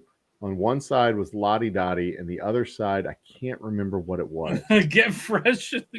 Dougie Fresh and the Get Fresh Crew, Kiss, and Queen were the last three albums. Nice. The only three albums that I remember owning for sure. My parents had some albums downstairs, like Elvis and Barry Manilow and some other crap. I don't remember what it all was, but oh my god. Bopak, the link is in chat. It's pinned to the top of chat. You're welcome to join us. But yeah, those are the only albums that I ever remember owning in my life. And I don't think we have. I know my parents don't have, or my mom doesn't have those anymore. Definitely don't have any albums anymore. The first vinyl I remember owning. It was when I was a kid. McDonald's did a thing where they gave away, or you bought a fucking McDonald's vinyl or something. There was a giveaway. I think it was a giveaway. Yeah. They gave you a vinyl, and if the vinyl had a specific message, it would tell you if you won. If you It won would like lead you to Satan, and you would kill your family and no, you won join the like legions $5,000 or something. of But I McDonald's remember, executives. I remember the commercial. I remember the commercial, You'd and show up so at the office and they say, "Have you killed your family?" And you'd be like, "No." They're like, "You're not qualified to be an executive with McDonald's." I'm well, sorry, you need to leave. there was a YouTube video I watched where a guy talked about it, and I can't can't remember if anybody won or not. But I remember the commercial where they had the vinyl and it was like flying through a hallway and stuff. And I was like maybe 5 or 6 at the time. Wow. And so we got the vinyl from McDonald's. We played it on our turntable that my dad had, and it didn't win. And I'm like, it's supposed to fly down the hallway. And my dad This is a ripoff. My dad picks it up off the fucking turntable, just frisbees it down the fucking hallway. That's awesome. Now, that's ridiculous. I do remember having 2 other records. Mickey Mouse. They were part of a picture book. Mickey Mouse versus the Giants. The Little nice. Tailor. The Mickey Mouse version of 3. Mickey Mouse version of the Little Tailor. The Mickey Mouse version of Jack and the Beanstalk, and a Superman comic book, Superman versus Mixelplicht. So those 3 other, they're little 45s that I remember having with a little record player that I had in my room. But yeah, that was records. I was just on the tail end of records, and I got a bunch of tapes. I was even a member of the Columbia Music Club. So you're probably just and I had a whole bunch of you're tapes. slightly older than me, aren't you? Yeah, I'm 47. Okay, so you're about 9 years older than me. 47, but I'm in. I just turned 38. Okay. But yeah, I was a member of the Columbia Music Club, and it was only like $20, and I got like 50 tapes, a bunch of tapes. I had all kinds of tapes. In fact, several of the first tapes that I got were with the Columbia Music Club, like Guns N' Roses, Guns N' Roses, and Def Leppard, and a bunch of. Right. But it wasn't the full cassette, because the full cassette had the whole music lining and had all the lyrics and all that other stuff. They gave you like a gimpy cassette? Yeah, but it was the actual cassette.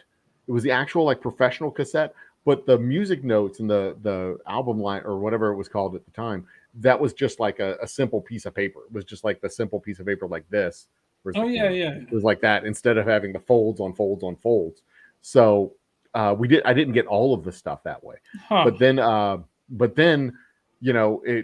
it went right into CDs, and I was like, oh, CDs are so much better. Holy crap. I loved CDs so much more because I could skip past all the shitty songs. But I still miss the days of just walking through the record store and looking at all the CDs and all the tapes and just going, oh, wow, this one looks good. And looking at it going, do I want to spend $12.99 for these 3 songs? I don't know if the other ones are any good or not. Yeah, fine, whatever. And I just start grabbing CDs. Something stupid? Of course. Bopak is joining the party. He's right below us. Cheers, Bopak. Sideways, upright, sideways. Tell me something stupid. I just wanted to show you sort of like Bopak has a collection. So I paid $10 for this because I thought it was awesome. I paid $10 for Aha's Take on Me on vinyl. Is that a single? This is okay. not for resale. Here's one of my favorites. This is what they would have played on the fucking radio. Wow, Jesus. All right, let's look at one song, $10. Okay, hold that up. That up. I would like to see this, but I have to pee really bad. What was that? That's your favorite? Show me that one. I have to pee really bad, so I'm going to mute myself. Go pee really bad. I think you were talking about Wagner earlier. No, you got the collection. The complete collection in a box set of vinyl. A vinyl collection of box set Wagner. Nice. But yeah, this is maybe. I mean, this is kind of cheesy, but it's probably like my favorite album of all time. What is that? What is that? You know this one? I'm having trouble seeing it on my monitor. No, who the hell is that? It's Kate Bush. Kate Bush. Hounds of Love. Is that the one with running up the hill that we have to listen to all the time this Yeah, year? it's on there. That kind of stuff. I did not like that song when it came out. I don't like it now. Well, that's okay. Honestly, I don't remember it when it came out. That's the truth. Is I don't My remember it. particular characteristic of mine is that I like pretty much every music, and I'm getting Yeah. yelled at because I'm talking too loud, so I probably have to go. Goodbye then. Good night. Thanks for coming in. Truth be told, I kind of have to beat you, but I can wait. I can wait till it gets back. That's fine. But I was, if I'm not mistaken, he had his albums in milk crates, and that is the proper way to store albums, is in milk crates. If you don't have your albums in milk crates, you're not doing it right. And I had my album. I had my 3 albums that I know that for sure that I owned in a milk crate. I don't think. In fact, I'm pretty sure in one of these boxes up here, I have tapes. I know I have my old video, my old computer games are in that box. I think that box might have my tapes in the blue box up there. Unfortunately, some milk crates are smaller than others. I thought they were all standard, same size. Well, I bought some milk crates. You bought milk crates? What's wrong with you? No. A couple of years ago, I bought milk crates to put my vinyls in, and they sit. So this is the side of the crate. They don't sit like this. They sit like this because it's too small. Crates. You go to the back of a restaurant and take them. No, I know that now. That's your first mistake. You went to a Container Store and bought milk crates. Those aren't milk crates. I didn't go to Container Store. I went to fucking Amazon. And I hate Amazon, and I appreciate your laughter. Bopak sacrificed himself for the stream. I appreciate it, man. Thank you. Wait. Where did he go while I was gone? He was talking too loud and got yelled at by his angry significant other for talking too loud. Oh, but no, he's not. Like, you're not wrong about putting them in milk crates or having some place to store them. Yeah, that's the only right way to store them, is in a proper milk crate, not some Amazon milk crate.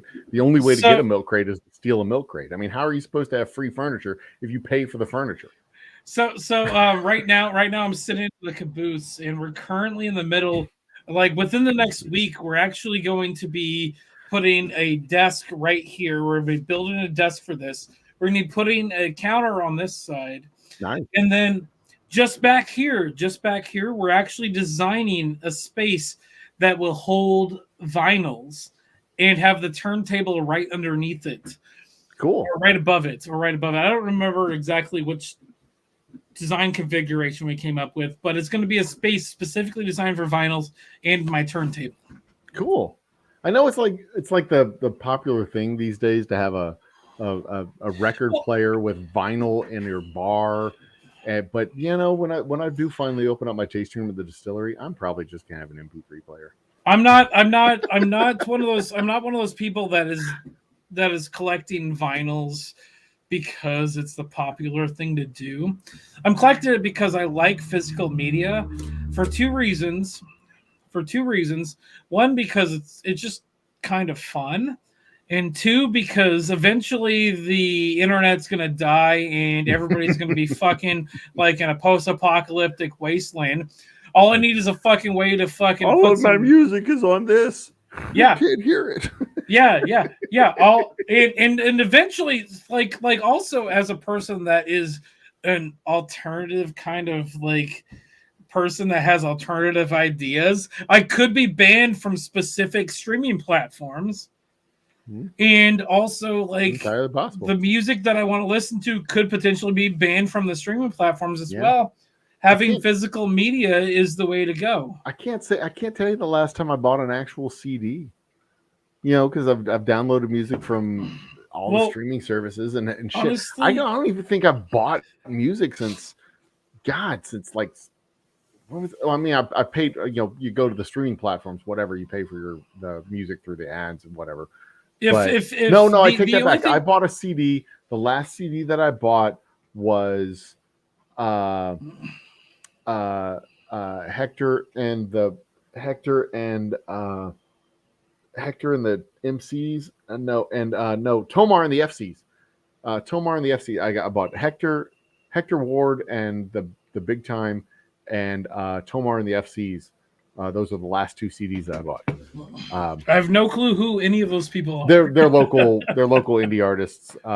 Hector is based here in Houston, and Tomar is based in San Antonio or Austin. The main reason I suggest buying physical media, the main reason I say that is if an artist that you like is selling physical media, that means they get at least 100% or at least 90% of the returns on it. Exactly. If somebody's selling a vinyl, if somebody that I like is selling a vinyl. In fact, my favorite band.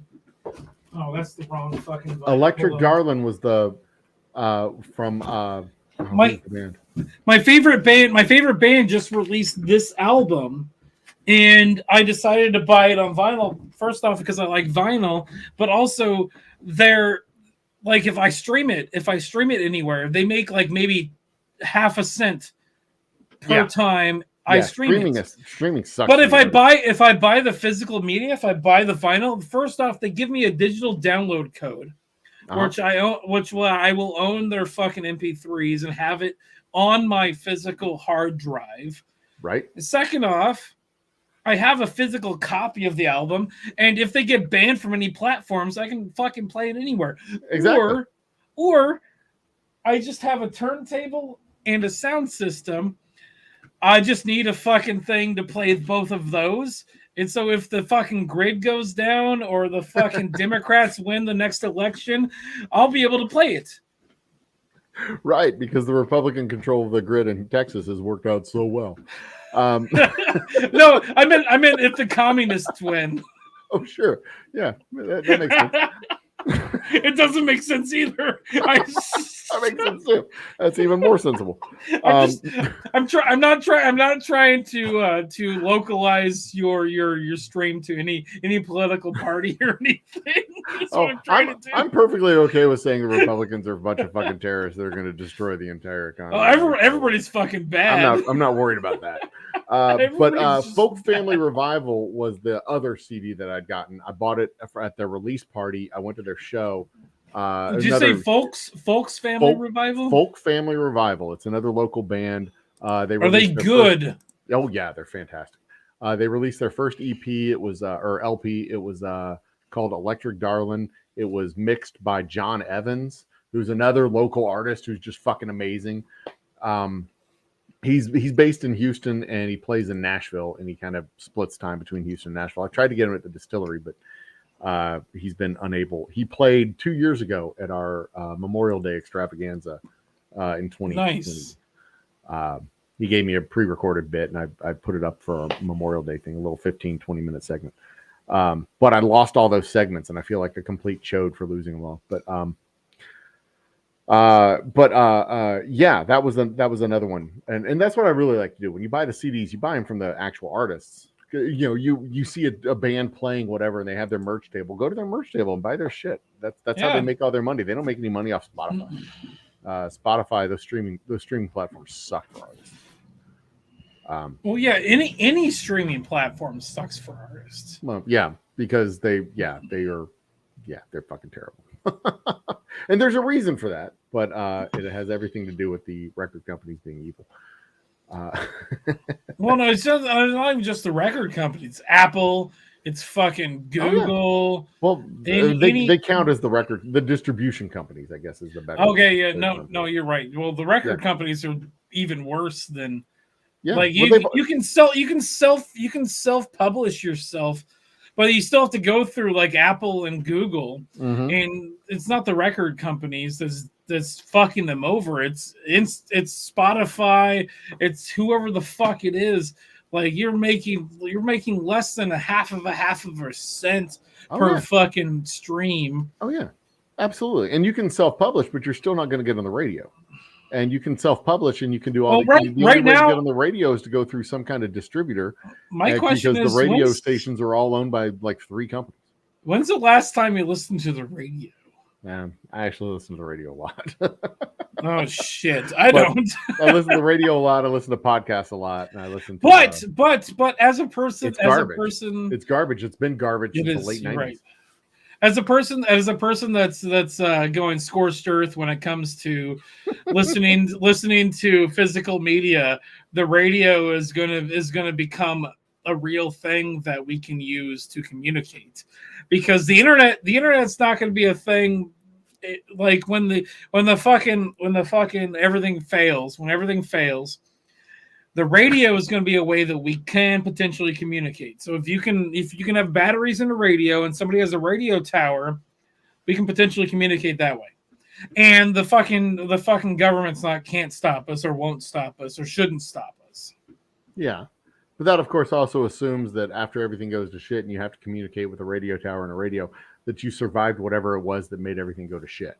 That's also true. But if we have like what is it called, the EMP, an EMP attack? That's gonna make the radio not worth anything. It's going to destroy a lot of electronic shit. That's a word. I can still play my vinyls. Let me write that down. Not if your turntable doesn't work. What are you going to listen to it through? Your speakers are. No, my dad has one of those turntables that has the old crank phonographs. Yep. Okay. The needle in that's going to destroy the shit out of my vinyls after like 100 plays. Yes, but I can still listen to it at least 100 times. if you survive the MP blast and whatever else causes the shit to go down. Also that too.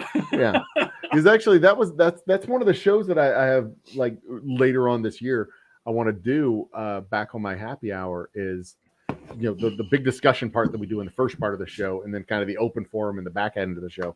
The discussion part in the first part is like we did this before. How do you survive an apocalypse? Well, the answer is you're probably not gonna. Yeah, easy, that's actually true. Easy solution to that. If it's a real apocalypse and if everything goes to shit, if you're over 30 or over 35, probably, if you're under 6, you're probably not going to survive. So don't worry about it. Just, you know, you hoard all your food. That's the thing. Have your stash of food and ammunition and guns. And if you're over 35, you're probably not going to survive. And you probably don't want to.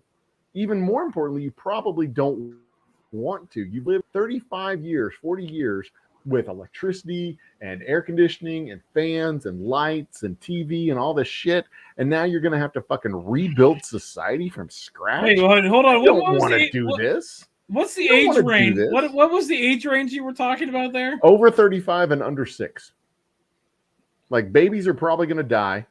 Like they're a liability. You got to drag them around. Over 35 is also going to die? That, yeah, in short order. Why probably not right away, but probably why is that close. Though? Why is that because, though? What's your reason? Because, well, between 35 and 40 is kind of a narrow, but for the most part, the people who aren't going to make it after the apocalypse, people who are over 35 and 35 and up. I'm assuming the fucking TikTok generation isn't going to be able to do that. Because they don't know shit about shit, especially if they can't use their fucking cell phones. You gotta be you'll be young, strong, and capable. You don't. No. The TikTok generation is not strong or capable. You're full of. You sound like my fucking parents talking about my generation. You don't have to know how to do anything. You have to learn. You learn how to do all that shit. We don't know how to do stuff. We'd have to learn how to do. You don't know how to make gasoline. You'd have to learn how to make gasoline. We'd have to learn how to make all this shit. We'd have to learn how to do it all. Learn from scratch. That's why I figure people. Hold on. You're legit saying this to a blacksmith.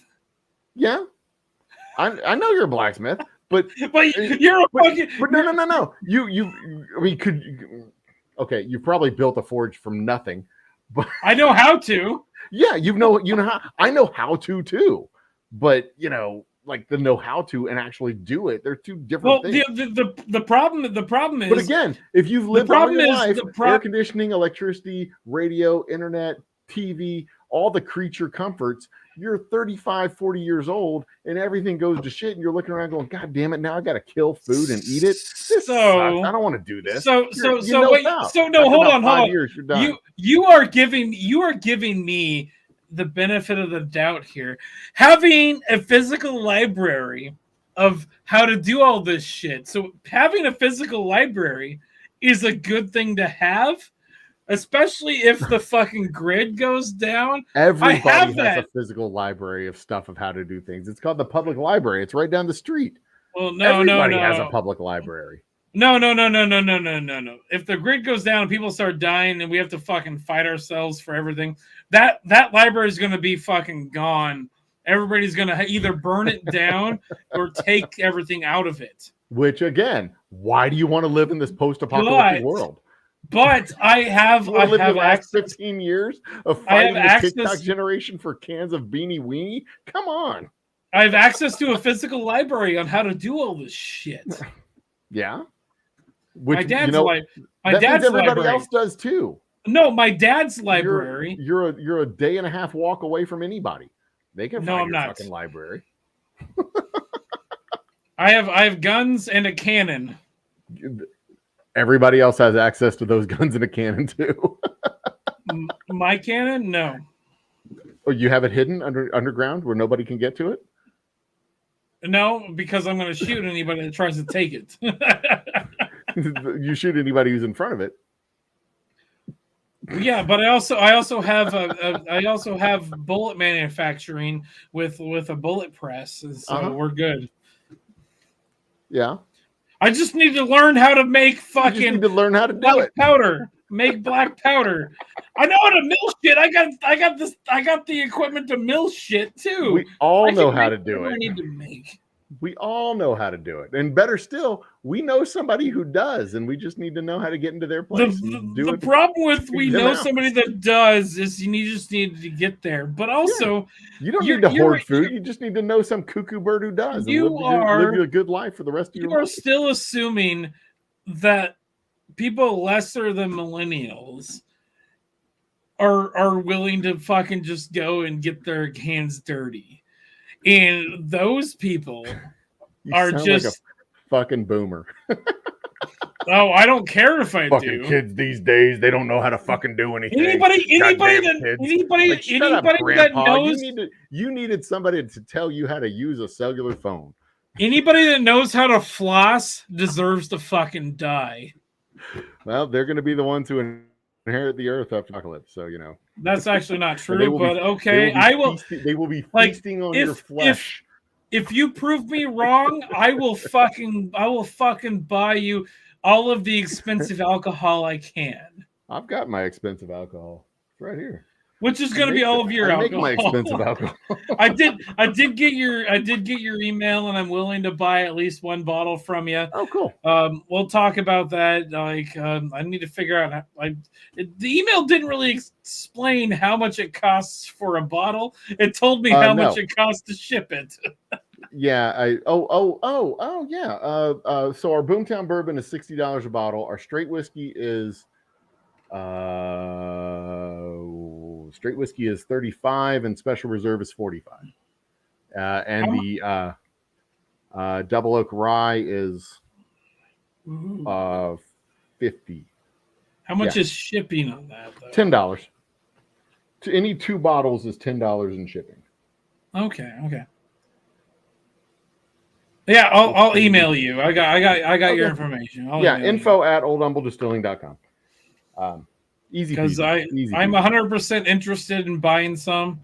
Cool. Also, well, that bourbon comes out next week. I'm super duper excited about that bourbon. I've tasted it out of the barrel, and oh my god, it is so good. I was talking. Like I watched your video about small barrels.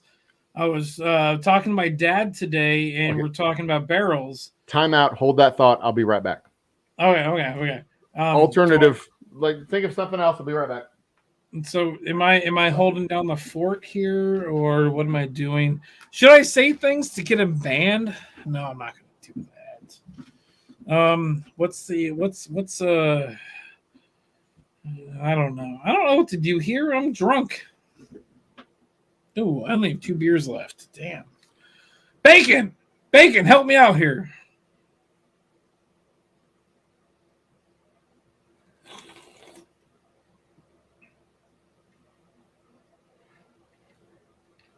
I don't know what to do. I don't know what to do with my hands. Hold on. How about a magic trick? We'll do a magic trick. Okay. So a Rubik's Cube has about 1 trillion different ways it can be mixed up. But from any unsolved position, it can be solved in about 20 moves. It's called God's number. Some nerds at MIT figured it out in the 80s. I don't like to think about it in moves. I like to think about it in seconds. We're going to take our unsolved Rubik's Cube, and then we're just going to solve it. That's Sorry, I did some magic tricks. Very good. Hold on. We'll come back to that again, Bacon. All right. You want to see that again? Yeah, go ahead. All right. So I'm going to do it differently this time. Actually, instead of last way I did it. So a Rubik's Cube. So I'm not going to do it the same way I did it last time. What I'm going to do is we're going to do the misdirection. We're going to do it right now. And so what we're going to do is we're going to take our unsolved Rubik's Cube and we'll just solve it again.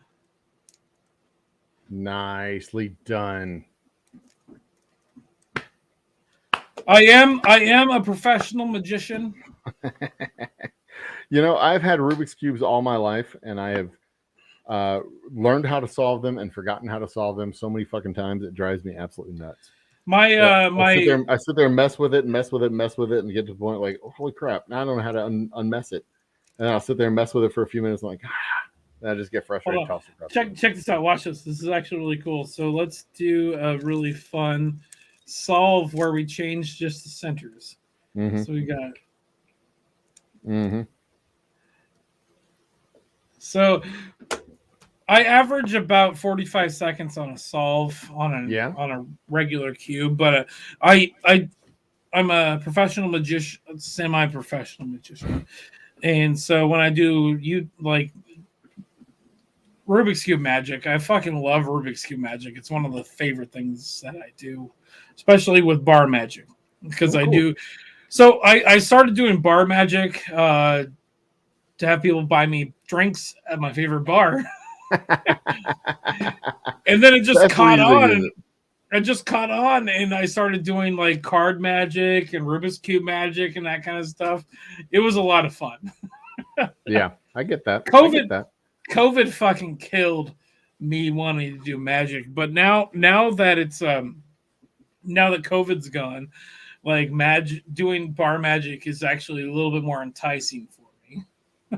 One day during COVID, while we were in full lockdown, couldn't leave the house, I decided to open up one of those up close magic trick websites and learn how to do like 5 magic tricks. I did the light the toilet paper on fire and turn it into money. The toothpick, like it's gone, and brought it back. The toothpick on the back of the thumb trick. You can do that. I did that one. The one where you make the coin go through the table and drop to the ground. I was able to do that trick. And another one, I can't remember what that one was, but my favorite one was by far the piece of toilet paper, light it on fire, and now you have money. That sounds like a great trick. I don't know the secret of that one, but that sounds like a great trick. The reason I liked it the most was because there was fire and my wife wasn't expecting it when I did it. Nice. Like, check it out. Light, whoosh, ugh. And then the second time I did it, I actually burned my finger, and because I didn't, I didn't put the fire out quick enough. But anyway, you were talking about the small barrels. Oh, the small barrels. Okay, so my dad. I sent you an email about this, and sent me. You just responded by saying, "Hey, buy my alcohol," which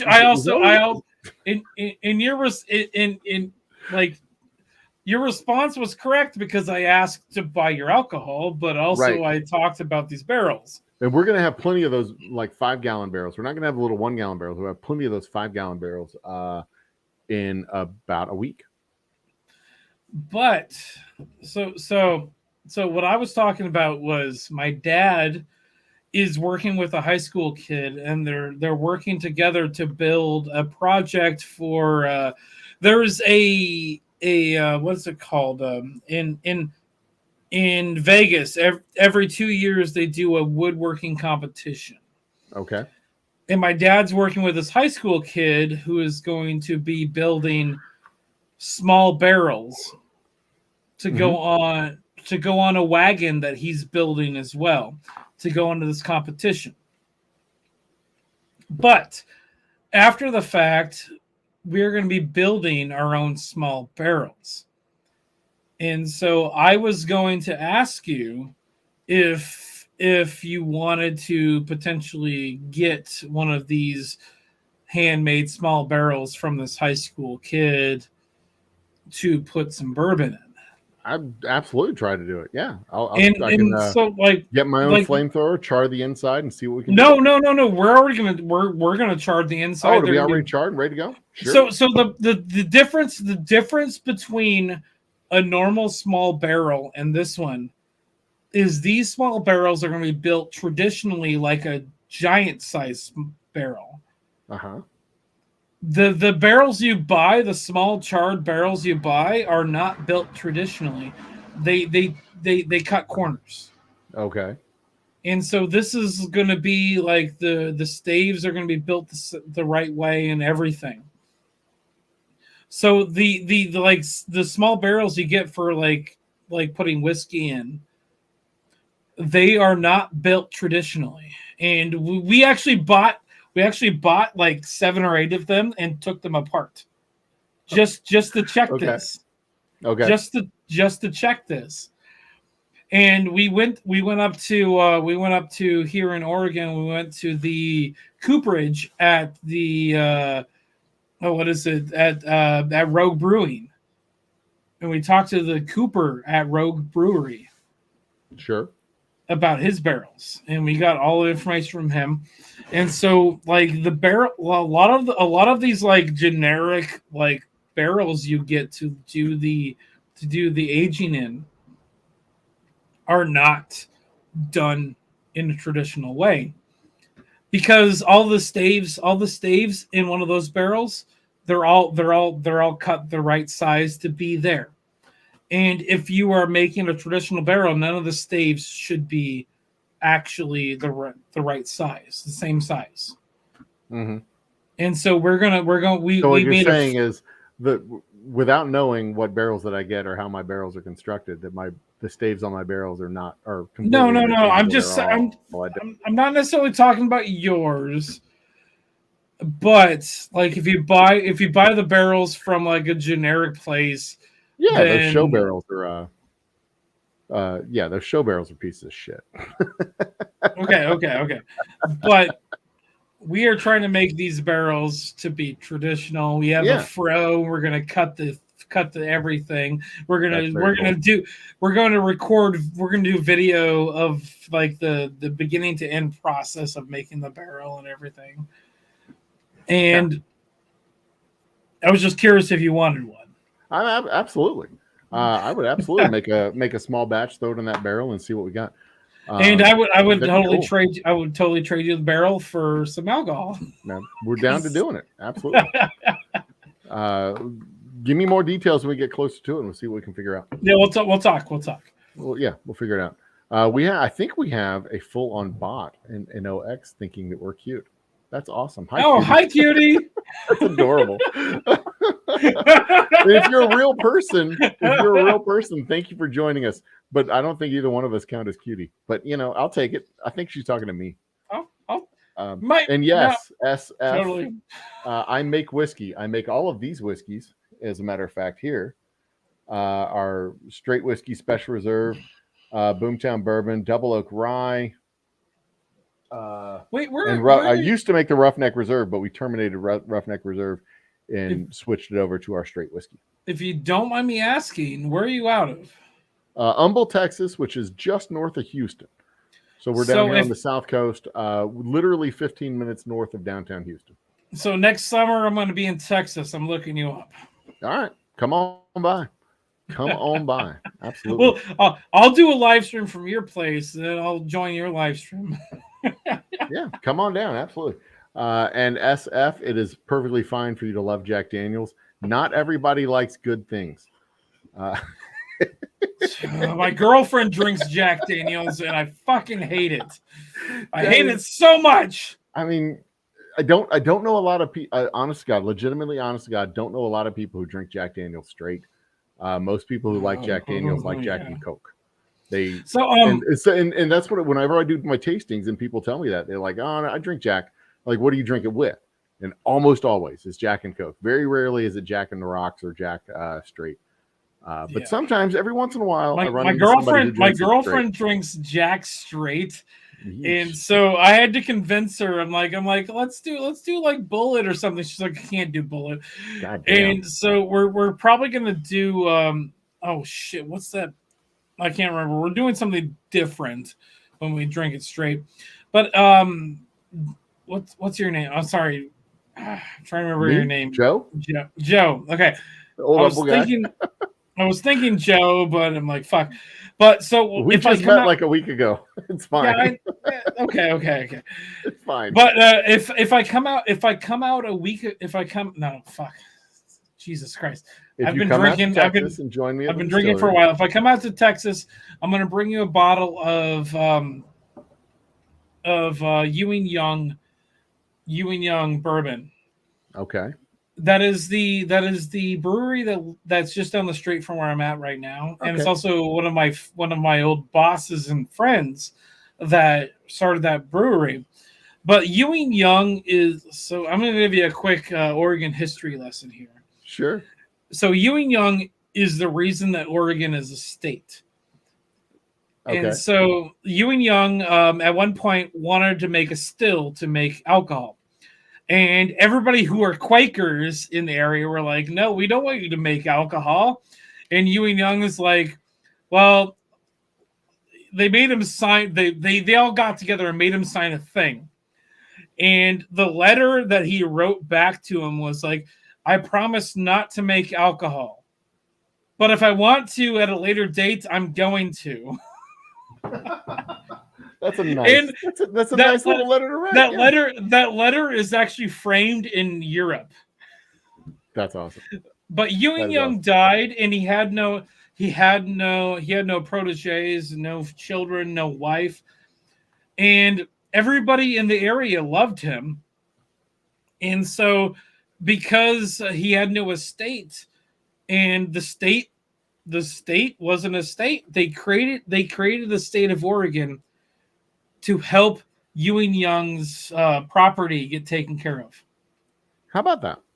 See, that's the kind of whiskeys that I like to try out. I'm not a big fan of exploring corporate factory schlock whiskey. I really like to explore the local, unknown stuff that you can't get here. When I'm here, I can get stuff that's national factory schlock whiskey. It's not get national factory. You can only get that. You can only get this in. But Oregon. when you're in Neelit, Kentucky, or Backbend, Tennessee, or wherever the fuck you're at, I want to get something that I can only get. That I want to find the local gems. I want to find the special thing that you can only find there. Because if I can buy it here, it's not bad. I don't want to go to St. Louis and get Budweiser. I want to go to St. Louis and get, well, of course, the only fucking thing they have in St. Louis is Budweiser. But I want to find what the other stuff is they have in Missouri. I want to find the other stuff they have, the good beers that they have there. I want to find something that's, I don't want to go to your town and eat McDonald's. I want to go to your town and eat what Julio's making down at the taqueria. If you're ever in Oregon, I can take you to all the places. It's on my list of things to go to. We're going to be doing a vast land cruise at some point in the very near future. But CMG wants to know if anybody knows karate. You know karate? I don't know karate. My kids know karate. But I know what karate is, but no, I don't know karate. Yeah, no. And Knox was talking to you, Beardy. I don't know if it was me or you. We both have beards. That's super fucking innocuous. Hold on. That's super fucking innocuous. Yeah, I mean, be more specific. But I appreciate it. I mean, I'll take it. Sure. And also, SF wants me to show some of my work. I'm happy to do that. Absolutely. Please do. So first off, okay. Well, you go pee. I'll I'm at the ass end of a 12-pack. So this is our Boomtown Bourbon. We're doing this release. We're doing a pre-sale bourbon reservations. Our release is next week, and next week, starting Monday, I'm going to be doing a live stream starting Monday where we actually do all the bottling. Monday at 3 a.m., 4 a.m., sometime Monday morning. I'll kick off the live stream. We'll do the whole finishing process of unbarreling, filtering, bottling, corking, sealing, labeling, and getting everything ready to sell on Friday. But as far as my work, let's start with the Boomtown Bourbon. This is our traditional Boomtown Bourbon, traditional Kentucky style tri-grain bourbon, heavy weighted on the corn so that it is a little bit sweeter and a lot bit smoother than your typical Kentucky whiskeys. We make all of our whiskeys using rainwater to give it a much smoother, cleaner finish. This is our special reserve, 90% corn, 10% malted barley, aged 5 years in used bourbon barrels, bottled at 90 proof, and of course made right here in Humble, Texas with reclaimed rainwater. This is our double oak straight rye, complete with our bronze belt buckle that we won at the Texas Whiskey Festival and its debut appearance at the Whiskey Festival. Our double oak straight rye is the equivalent of 7 years aged, 95% rye, much smoother and cleaner than your typical rye whiskey. And finally, our straight whiskey, bronze medal winner at the New York International Spirits Competition, silver medal winner at the London International Spirits Competition. Ooh. Our straight whiskey is 90% corn, 10% malted barley, aged 5 years in used bourbon barrels, and of course made right here in the great state of Texas, in the fine city of Humble. The only whiskey that has not been entered into contests to win prizes is the Boomtown Bourbon. That is a very limited supply. We haven't been able to send any of that stuff off. Our last batch that we released was in November of 2019. And this is our fourth batch of that bourbon that we're releasing next week. So there you go. That's my work. That's what I make. That's my stuff. It is delicious. It is nutritious, and it will make you a better dancer. And this is a dirty glass that had absinthe in it, and I'm not going to drink out of it. In your own mind, it'll make you a better dancer. Yes, exactly. But that is my Boomtown Bourbon. This is what I drink when I drink whiskey. It is my Boomtown Bourbon. And where can you purchase the whiskey? That's the next question. You can purchase right now. You can purchase the whiskey anywhere in the state of Texas. We are working on adding more states outside of the state of Texas, but Texas state law will not allow the distillery to ship out of state for if you purchase it, I can't ship it, but person-to-person transfers can be arranged. So go to our About page. You can shoot me an email, info@oldhumbledistilling.com. I'm currently in discussions. Yeah. I mean, I can always go to the store, buy a bottle for you, put it in a box, and ship it UPS. You got to pay for the bottle and shipping, but I'll be happy to send it out to you. So there you go. Knox says she's a girl that likes Jack Daniels. There's no problem with loving Jack Daniels. Like I said, some people just No. So my name is actually Jack Daniel. No, I'm Daniel. You're Jack. That's nice. Oh yeah, Jack and Daniels. Yeah, I like that. SF makes the joke. Likes his drink straight, not gay. That's hilarious. Was your girlfriend a fan of Jack Daniel? And coffee. Robert, I actually make a coffee liqueur called Black Magic. I don't have a bottle of it handy, but I do have a video of it that we made. I don't have a bottle of it handy, but we actually take our straight whiskey and pour it over and steep it in used cold brew coffee grinds. I do have a question. So how long have you been distilling? 2012 is when we started the distillery. Damn. And I've been doing this solo. I've been running the business solo since 2015 and full-time since 2019. Wow. So there you go. But what we do with that coffee liqueur is we take the whiskey, we steep it in the coffee grinds, filter it out, and then add some simple syrup and water to bring the proof down to about 60-ish proof. and it is a lightly sweet coffee liqueur. It's not like super sweet. It's not overpowering. But we only sell it at the distillery. Usually, I sell it as a cocktail unless somebody wants the whole bottle, and I'll sell the whole bottle too. But there you go. That's nice. You're welcome. That was raised up well. Too bad you weren't.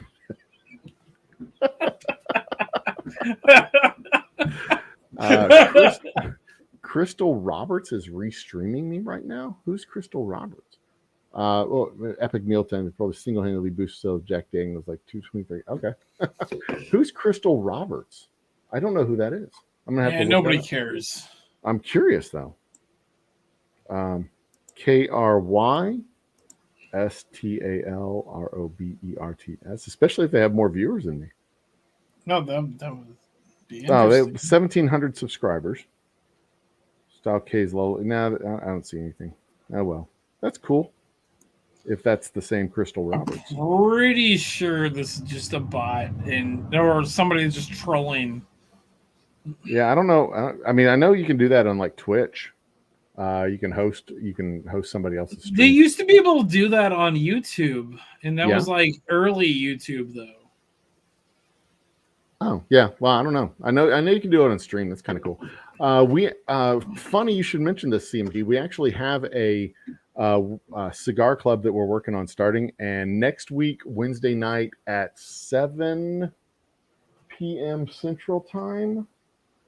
7 p.m. Central Time. I'm gonna have Ray Wilson from Hereford Cigars joining me on the show. In fact, I was on Ray's podcast a few weeks ago. Go look, Hereford Cigars, HEREFORD, Hereford Cigars.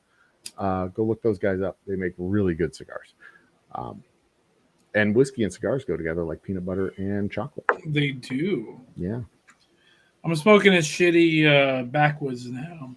I cleaned up some of my office, and I found my stash of cigars that I had put away. These are Divine Leaf cigars, and I will be enjoying these next week during my delightful. I'll be enjoying these. This is Divine Leaf. I will be enjoying these next week during the live stream as well. This is not rolled very well, so I'm not having a good time right now. But I thought I had dropped these outside out of my car last year. If I do end up in Texas, we're gonna have some bourbon and cigars. I'm gonna bring some. I'm gonna bring some Oregon bourbon that you can't get in Texas to share with you. Okay, that's the kind of bourbons I like most. The kind you can't find in Texas. You can find a lot of them. I mean, it's a big market. CMG hasn't been laid in 5 years. That's unfortunate. Well, we'll talk before I end up out there, and then we'll yeah, you got my email. I got your email. We'll go back and forth, and we'll be like, I can't get this one, you can't get that one. We'll trade. Yeah, yeah, exactly. Stark, Florida. Where the hell is Stark, Florida? STARKEFO. Where the hell is Stark, Florida? Stark is a city in Florida. It is near Real Culture. It's near Real Culture, apparently. It is in between Gainesville and Jacksonville, in the north. I guess that counts as the northeast. Yeah, Jacksonville's right there. Last time I went to Savannah, I drove through Jacksonville. In fact, we spent the night in Jacksonville because we were running really late because we were being tourists all along the way, and we were running really late. That's how you got to do Florida. Instead of going all the way to Savannah, we just stopped in Jacksonville because we were tired. What is you guys' favorite numbers? Favorite numbers? You got any favorite numbers, Ike? Ooh, I have 2 favorite numbers, and I have backstories. So 42. Well, okay, 42. Yeah, Hitchhiker's Guide to the Galaxy, and 37. What is 37? So it was from Clerks, the original Clerks. It's my girlfriend sucked 37 dicks in a row. Try not to suck any dick crossing the parking lot. Hey, you get back here! That's a great movie. God, one of the first great movies that I remember seeing as a kid. It's a good movie. That is a good movie. Bopak is feeling quite domestic. Oh, I should say my favorite numbers. My favorite numbers, 2, the number of World Series championships the Houston Astros have won, Ooh. and 90, which is the proof of all of my whiskeys. 90 proof. I don't really have any in particular. Pi is a favorite number. Wait. I like So- pi. so I like tonight's- 0.999 repeating, which isn't technically a number. It's a process, which confuses people because it also equals 1. But Tonight's a question. that's a conversation for another night. Tonight you're asking for questions. How and why How? are all your whiskeys 90 proof? How? I like Is my main 90. question. 90 originally my plan was going to be 93, but that was kind of way too too dialed in because I graduated in 1993.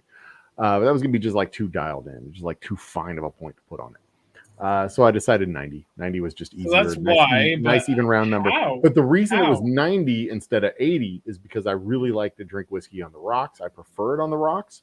It cools it down. Cools it down, opens it up, all the stuff that water does with whiskey. But at 90 proof, it doesn't taste as diluted as it does when it's at 80 proof. Ooh, good call. So that's why I Because intentionally on the do rocks. 90. And if it gets too much higher than 90 for my personal palate, I don't like the way it tastes. I don't like the high proof whiskeys that are 95, 90 or over 100. I don't like the whiskeys that are over 100. 90 is a good moderate number. It's not too high proof. It's not too low proof. So and 90 it gives good yield. So, what ABV is 90? 45%. I don't want to do 45% ABV. Actually, no. Hold on. Yeah, 45%. 90 proof is 45% ABV. My favorite bourbons are around 40 or 50%. Yeah, Because Maker's of that Mark reason. is 94, 96, 94. I like think, Bullet. 95. Bullet's my favorite. Bullet's my favorite. Yeah. I know. I know. Bullet Rye is my favorite. I like rye. I like rye whiskeys. Funny story. When I was, I don't like a lot of rye whiskeys, but we make a rye, and I make that rye the way I make it specifically because I like the way it tastes. Did a lot I of would not mind trying that sometime. Did a lot of market research on the ryes to try and find a flavor that I liked. I wanted to know why I didn't like them. What if any rye whiskeys out there I did like, and why I liked those. So this is the kind of hand grenades you have to fall on in my particular line of work. I had to drink a bunch of stuff I didn't like and take notes of why I didn't like it until I found the stuff that I did like, and then take. Now I want to try your rye. Now I want to try your rye whiskey. What I found was most of the rye whiskeys, I really didn't like the ones that were 50-50, 50 rye, 50 corn. I didn't like those because they didn't taste enough like rye and they didn't taste enough like corn. They were doing both things badly. But most of the high rye whiskeys, the 95% whiskeys, 95% rye whiskeys were really short aged, 2.5 to 3 years. And they tasted, I don't know how to describe this. They just tasted so, the beer analogy, when you over hop a beer, you put too much hops into a beer and it has that aroma and flavor. That's what it tasted like with the rye. It was just too much of that rye flavor and not enough of the barrel flavor.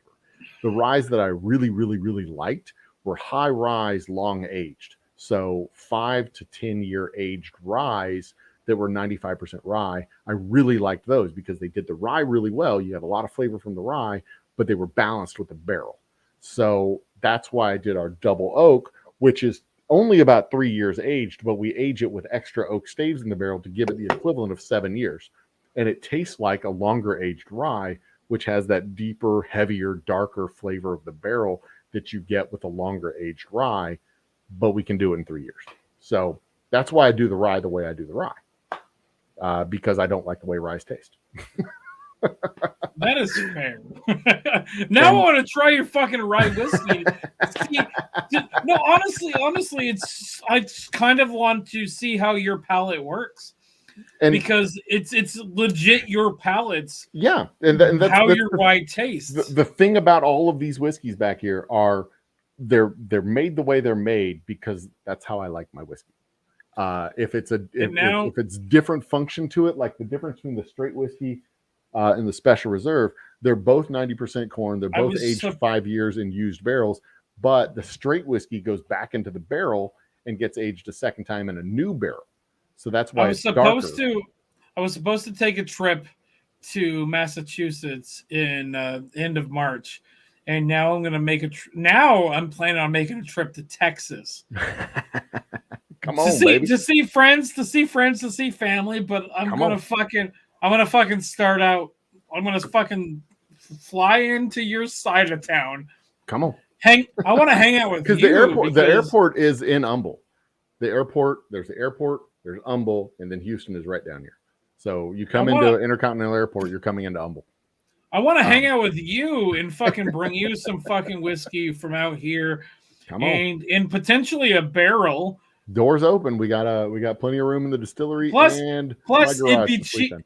Plus, I could fucking pick up the alcohol that I want to buy from you and bring it back with me. It'd be $10 cheaper because I wouldn't have to ship it. But the straight whiskey, way over here, we have this Roughneck Reserve. Let me grab that. I'll let you know which whiskeys I want, so you won't sell out of them before I get there. We have this Roughneck Reserve, which was originally one of our first bourbons that we released, but I didn't like the way this tasted. It was 90% corn in a new barrel, and I didn't like the way it tasted. So we turned the Roughneck Reserve into our straight whiskey, and you can see the similarity in color between the Roughneck and straight whiskey. This is a little bit darker, and this is a little bit lighter, but they're similar in color because they have the same formula. But again, for my palate, I didn't like the way this tasted, so I reformulated it, played with the barrel, went from a brand new barrel to a used barrel to make our straight whiskey. And that was the reformulation. And then I got curious and I started tinkering around and said, well, what if we take it and put it back in a barrel? And that's where the straight whiskey came into being with the special reserve as sister flavors, side by side on the shelves. So there you go.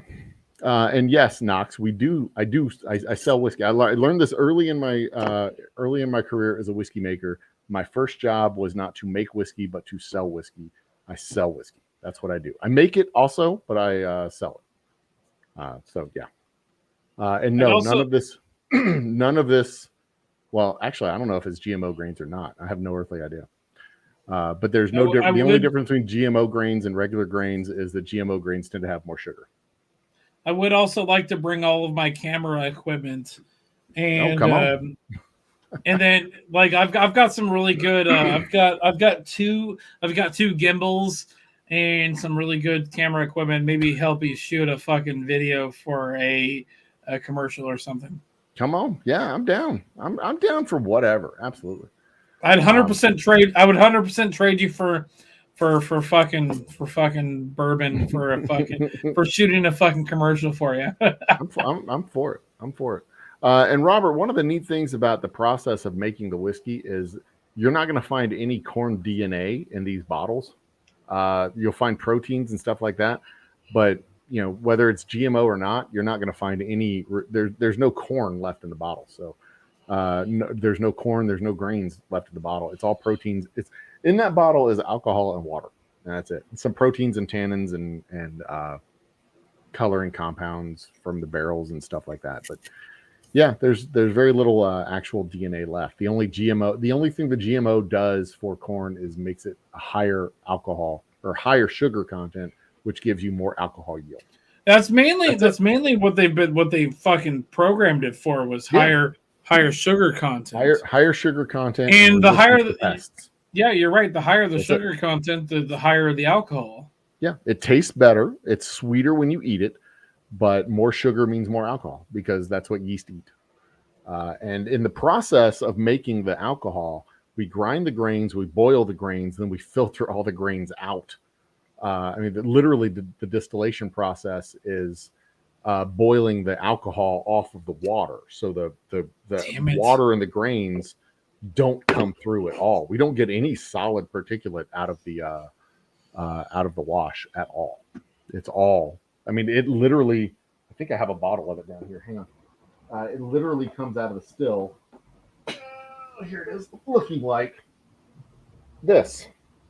That's what it comes out of still looking like. There's no corn in here. There's no grains other than it being a dirty bottle. There's nothing in here. There's no solid anything in here. It's all clear alcohol. That's it. So that's why they say corn liquor. Yeah, corn liquor. That's it. You can like corn vodka, and it's fucking terrifying. Negative 1/12. Negative 1/12. Graham's number. I don't know what either one of those things is. Don't know. Have you ever huffed cologne? I've not done it on purpose, but I do know a bunch of people in college that wore Drakkar Noir, and it smelled like shit. I know somebody that works at a hotel, and they got a phone call saying, "My brother's at the hotel. Is there a thing of hand sanitizer in his room?" And she said yes, and they're like, "You need to call 911 because he drank it all." Oh Jesus!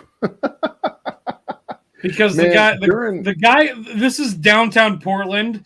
The guy was either a meth addict or a fucking recovering alcoholic, and he just wanted to get drunk. And they actually took him out of there on a stretcher, and they probably pumped his stomach. Probably so. You don't fucking drink that shit. There's aloe and all kinds of other shit. Now, during the pandemic, they were straight up taking tequila and vodka and all kinds of other shit. My God. Straight into the hand sanitizer. I've got a funny story about that. So I was driving for Amazon, and they gave us these little things of, they were in like serving containers where you put like ketchup or whatever into it, of quote unquote hand sanitizers, but it smelled like tequila. Yep. And I spilled one in my van before I left. And I'm like, so if the cops pull me over, I just tell them I'm drunk? Because it just smelled like fucking tequila in the front seat of my fucking van. Yep. And there's a reason it smelled like tequila. Because it was probably made from tequila. During the pandemic, there were a whole lot of distilleries that were like, we have all this extra stock. We're not doing anything with it. And they're like, we'll pay for all government contracts, city contracts. We'll pay for all of the stuff that you can give us and put into the hand sanitizer. Yep. I had so many calls from people asking if I had surplus alcohol to make hand sanitizer with. I'm like, no, I'm making whiskey. Fuck you guys. I'm not going to give you my fucking shit. Go to Dow and get their fucking hand sanitizer. I'm not giving you my fucking hand sanitizer. Let these other dum-dums do it. Now, of course, in the time since then, the cost of several inputs to my process have quadrupled in price because of that, which is very frustrating. But the price has gone down. Yeah, it's quadrupled from the price it was in 2018, but it's like double the price it was since the beginning of 2022. So it went from $900 for a barrel to $2,500 in about 18 months, which is, whoo, baby, that's a lot of money. Danielle Filth has joined the party. Cheers, Danielle. Welcome to the party. Glad to have you here. We're scrolling through chat. I have a couple of questions stored up. We'll get back to those. That's what's up. Monkey Shoulder. That is a Scotch, if I'm not mistaken, right? Isn't Monkey Shoulder a Scotch? I think it is. I think you're right. I can't make Scotch. I am legally forbidden from making Scotch. How and why? I'm curious now. Monkey Shoulder is a Scotch, indeed. Okay, so Scotch is a legal term which defines a malt whiskey coming from Scotland. Oh, so it's kind of like you're not allowed to make not wine, but what is it called? Bourbon, don't say bourbon. Champagne. Champagne. Right. You I can't make champagne. I can't make cognac. I can only make brandy. I can't make Scotch, but I can make single malt whiskey. I can make single malt whiskey and blended malted whiskeys. But I can't make. It's funny that a lot of these things are just based on like geographical location, but you could legit make the exact same thing. Yeah, exactly. I mean, it's branding. You just can't call it that. There's a whole lot of people, mostly from Kentucky, who will tell you can't make bourbon unless it's from Kentucky. They're wrong. They're wrong and they're dumb. but they're mostly wrong. And I'll tell them, oh, really? Because I make bourbon here in Texas. It's right here. Would you like to try some? Isn't there a song called Tennessee Whiskey? Tennessee whiskey, yeah. But now Tennessee whiskey, I can't make Tennessee whiskey. I cannot make Tennessee whiskey. But you know that is a special type of thing. Another branding Jack Daniels. Because like there you go. Jack Daniels could be a bourbon, but they've branded themselves as a Tennessee whiskey. Doesn't Jack Daniels? Jack Daniels makes a lot of their whiskey out of state. They have. I don't know. I don't know if that's true. No, I know they make most of it actually, in their Lawrenceburg facility. Let me reiterate. I think most of their barrels are made just on the other side of the state line. Oh, okay. Is the thing. And so like Tennessee whiskey barrels aren't made in Tennessee. Okay. They're made just over the state made line. in Kentucky. I got so but I also think that Jack Daniels also doesn't make all their whiskey in Tennessee. Yeah, I don't know. I can't guarantee that. Don't quote me on that. I'll look it up and but I will physically. I do know that Jim Beam has more than one distillery. They have multiple facilities, but they're all in the same area in Kentucky. They have multiple rack houses, but they're all in the same area in Kentucky. So my dad I don't know. My dad's the person that wanted to start making barrels. Started with Jack Daniels. Mm-hmm. And he asked them if he could go and look at their facility where they make their barrels, and he's like, I'm going to be in the area of the Jack Daniels facility. They're like, well, our barrels aren't made in Tennessee, so you're not going to be anywhere close to us. So Jack Daniels Tennessee whiskey doesn't make their barrels in fucking Tennessee. Yeah, there's a lot of cooperages around the country though, and they don't all make their own barrels. I get the that. problem is, do you know how hard it is to find somebody that will show you how they make their fucking barrels? It's impossible. Oh, it's extremely hard. You almost got to go to YouTube and look for like a cooperage video of classic cooperage and how it's done. And so all there's that a cooperage. There's literally a cooperage in McMinnville, which is just down the street from here. And it's one of the. It's not the oldest, but it's one of the oldest, most recent cooperages in fucking Oregon. But that guy will not talk to anybody for anything. He will not let anybody in there. The guy Nate, the Cooper up at Rogue Brewing in fucking Newport. Yeah, he learned a lot of what he knows from the guy from McMinnville, and Nate is more than willing to talk to anybody that wants to fucking do a cooperage or make any kind of cooperage anything. Yeah. We had a private fucking tour of the cooperage from Nate, the guy at fucking Newport distillery. Or the Newport cooperage. Yeah, see, I'm in the same boat. You come into the distillery, I'm going to show you everything. I'm not going to hide any fucking operations that we do. You come in, I'm going to show you everything, from where the water comes from to the filing system that I use for our federal reports. I'm going to show you everything, and you're going to get when I show up, I want to do a 2-day tour because I want fucking everything. A tour, you got it. Danielle Filth asks if we could please get a Swisher Sweets review. I don't know. I mean, I've had Swisher I don't Sweets. I don't smoke Swisher Sweets. I hate. I've Swisher had them Sweets. before. I don't like them. The only reason I was smoking a fucking backwoods is because I had a 5-pack of backwoods, and that one was like raveling itself, and I saved it for like the last 10 days, and I just waited, and I just finally smoked it. But I am happy to tell you, I wrote it down in my book, so we might do a Swisher Sweets review in an upcoming video, an upcoming 5-minute video that we do. I might do a Swisher Sweets review. Maybe. We'll see. Bacon is doing his last cigar with Prepping with Sarge this Friday. Huh. Ooh, he got a Prepping with Sarge. That's like 3 days from now. He does his live streams Friday nights. Yes, he does, and that's where we met. Yes, on one of his Trolls Wild. Prime and Danielle. There we go. I caught up with chat. Oh, bravo for me. Woo! Hold on. Let me play one of these. Yay! Me. I like having And a look dumb. at there. Just as I dumb catch thing. up to chat, I see Mr. Jiggs has joined the party. Although it hasn't shown up on my chat. Where the fuck? I don't know why. Okay, I'm still so here. my chat on StreamYard is way behind the chat on like the last thing I've got is me saying hi to Danielle, but then that happens to me on my live streams. The chats that come in on StreamYard are like maybe 30 to 40 seconds behind actual YouTube. And it's a common problem that people have talked about. I've looked into this. There's no way to fix it. Huh.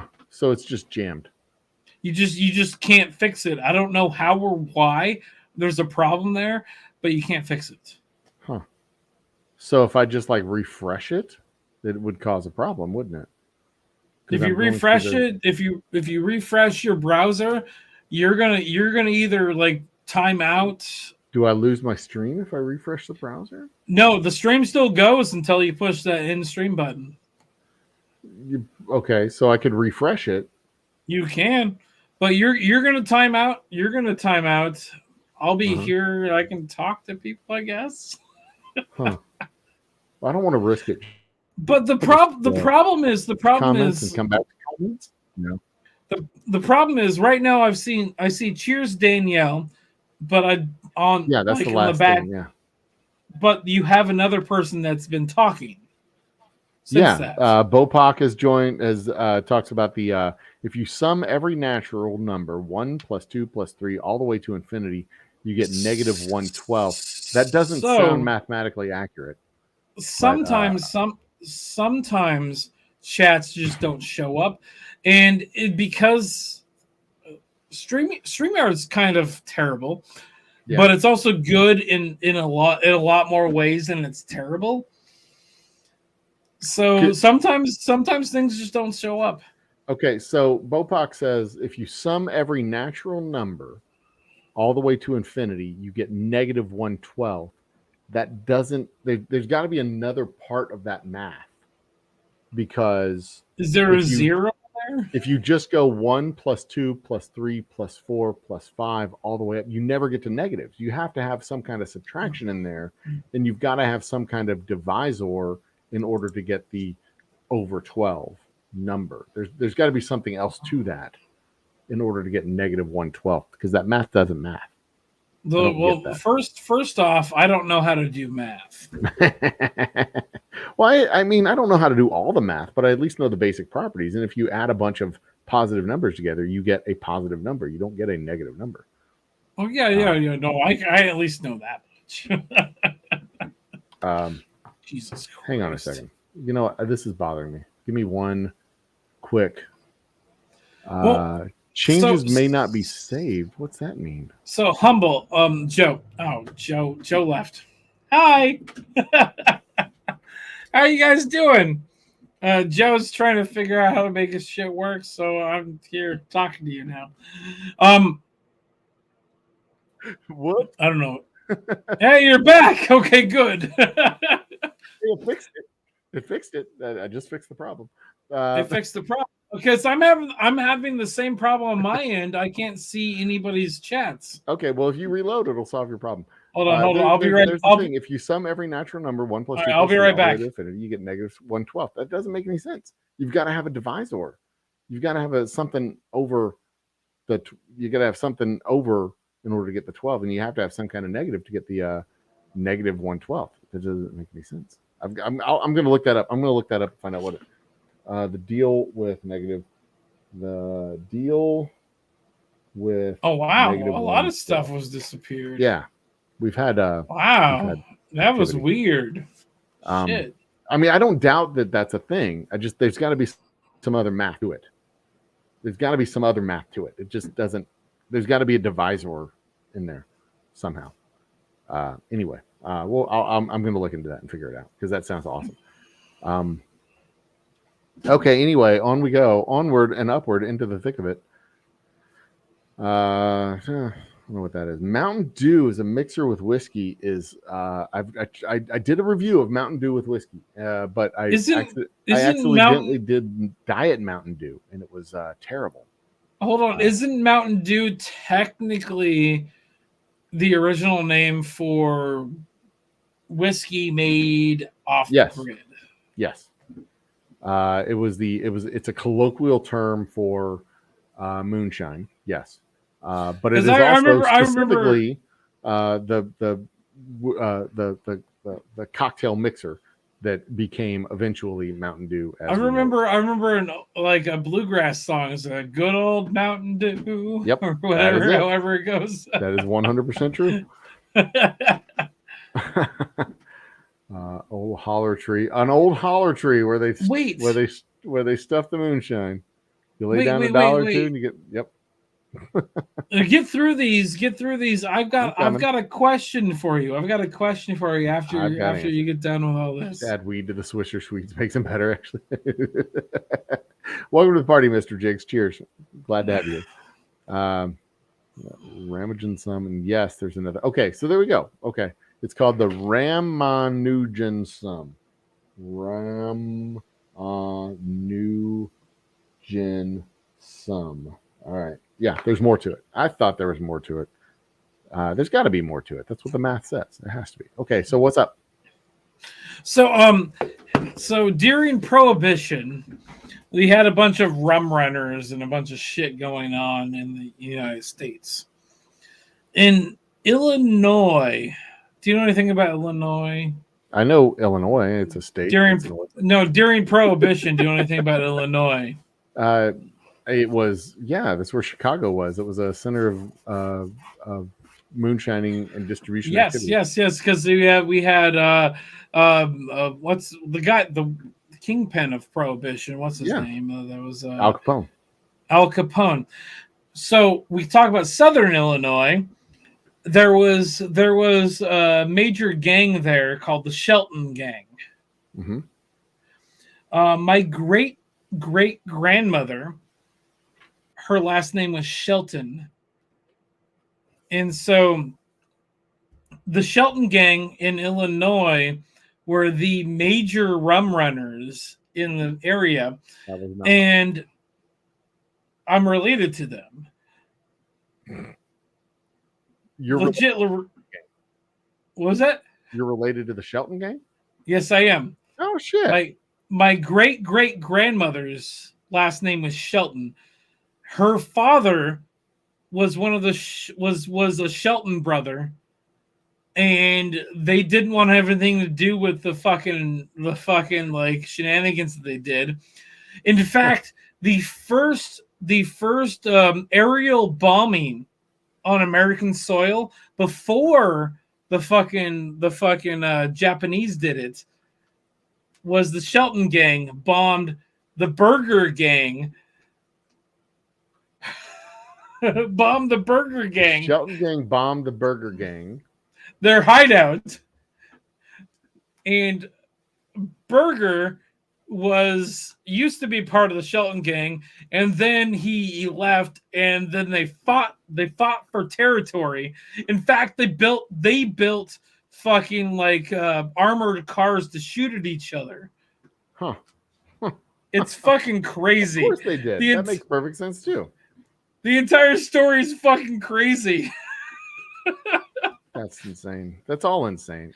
That whole time period was insane. Where people were just like, you know what we're going to do? We're just going to go and run moonshine and murder people. We're just going to fucking do it. So I'm going to give you two examples here really quick. My grandfather, who was the son of my great grandmother, he came home with a fucking article, and he was like, this has our family name on it. She beat the shit out of him. And then my dad found an article that was similar to the one that my grandfather brought home and showed it to my grandmother, and she was like, oh, that's my brother there, that's my cousin, that's my uncle, blah blah blah blah. And she was like, this, that. Like, what the fuck? But Damn. so it was like my grandfather, and when my grandmother was being a parent to my grandfather, we didn't talk. They didn't talk about that ever at all. And then when my dad, when she was in her later years, brought her a thing, she's like, oh, that's my brother, that's my sister, that's my cousin, this and that, and it's in a picture of the fucking Shelton gang, and it's fucking crazy to think about. And so, like, because they're in Illinois, they actually had direct ties to Al Capone at the same fucking time. Huh.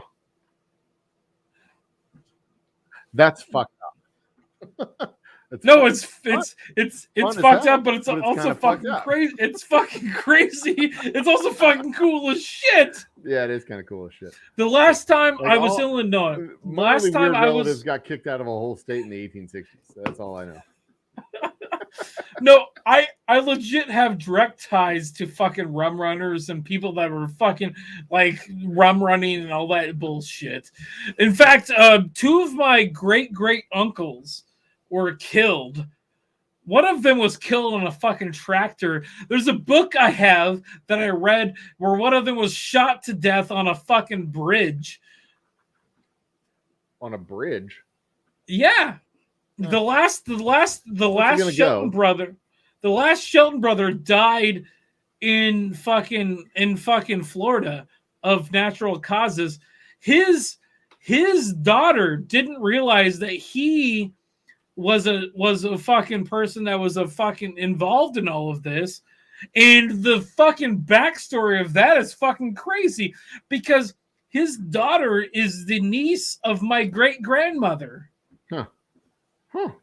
It is so fucking weird to think about. The whole family, like, ought to talk about this stuff every once in a while. I've been trying to look into this shit, and it's impossible to find any information. The last time I was in Illinois, I went to a fucking meetup with a bunch of people. And then I left on a Sunday, and it turns out the Peoria place where it was the Peoria Museum was closed Sunday and Monday, and I couldn't fucking stop by and talk to them. Huh. Well, there you go. Was so mad. Shameful. I'm gonna fucking go back into Illinois and talk to those people because I want to know more information. That'll teach them. Make you come back a second time.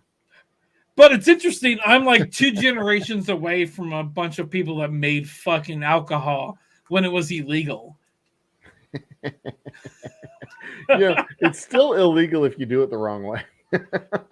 Well, the funny thing about it is, like, from some of the stuff that I've heard about is the Shelton gang also hated the fucking KKK, and so they fucking ran them out of the fucking state. And the governor of the state, or at least the fucking mayor of the town, was like, "Hey, keep doing what you're doing. As long as you're keeping the KKK out of here, we're not going to fucking talk to you." Yeah. Well, that's. But also they ran gambling and prostitution, and they gave kickbacks to the fucking local politicians. Yeah, that helps. Yeah, the KKK it totally helps. The KKK doesn't tend to do kickbacks; they just tend to take over the institutions. So it's like, interesting. We're not going to pay the sheriff. We're going to become the sheriff. Hamilton Berger was the guy that was the leader of the other gang. Uh-huh. They got him. They didn't frame him, but they got him. They got him to be taken in on a charge, and then they got him hung. Jesus. But it actually gets even funnier. So when I what could be funnier than a wrongful execution? No, it wasn't a wrongful execution. He actually killed somebody, and he got executed for it. Okay, so at least they got him for the right reasons. His last words were "It's a beautiful day." Ah, so poetic. but so I said that they were the first people to do the first bombing on American soil. from a plane. So like back before World War II, barnstormers were a thing, and it was like World War I pilots would go and like do their wares, and they like fly their planes around. The Sheltons traded a barnstormer a car for his thing, and then they went and dropped bombs on Hamilton Burger's fucking his headquarters. They killed a dog, is all I've been able to find on that. Take that, But dog. the barnstormer got taken in and put in jail for 5 years because they traded him a stolen car, and he got caught with the stolen car. Jesus Christ. So he got traded him put a in stolen jail. car. He got caught with a stolen car and got put in jail. Oh my god. He got put in jail for 5 years because he had the stolen car that the fucking Sheltons gave him. That is truly fucked up.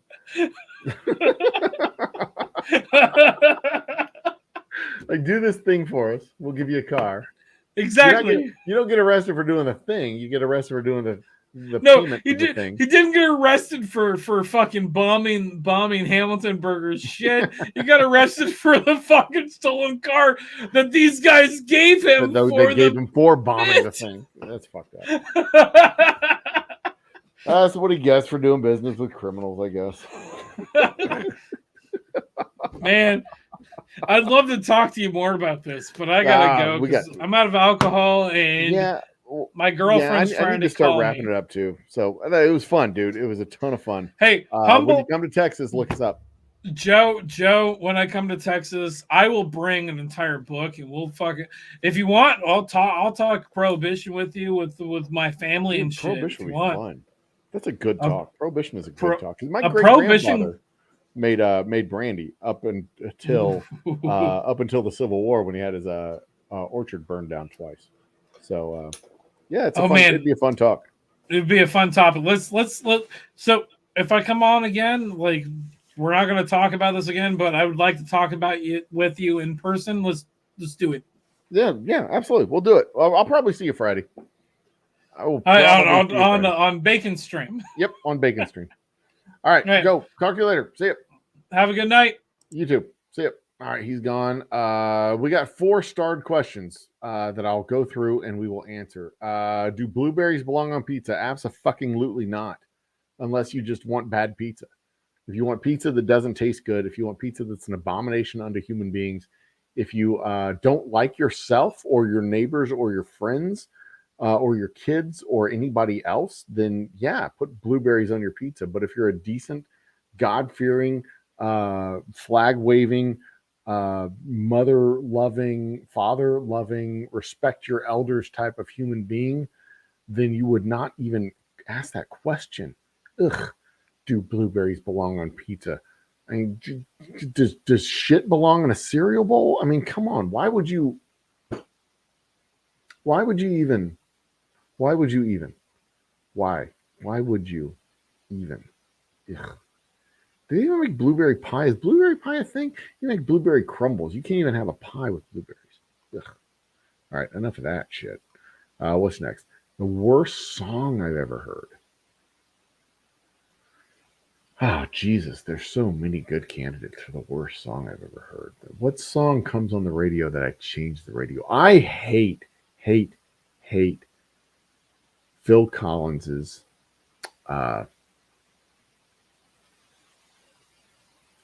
what is it? What is that song? It's so slow and dreadful and ugh. What is that song that Phil Collins does?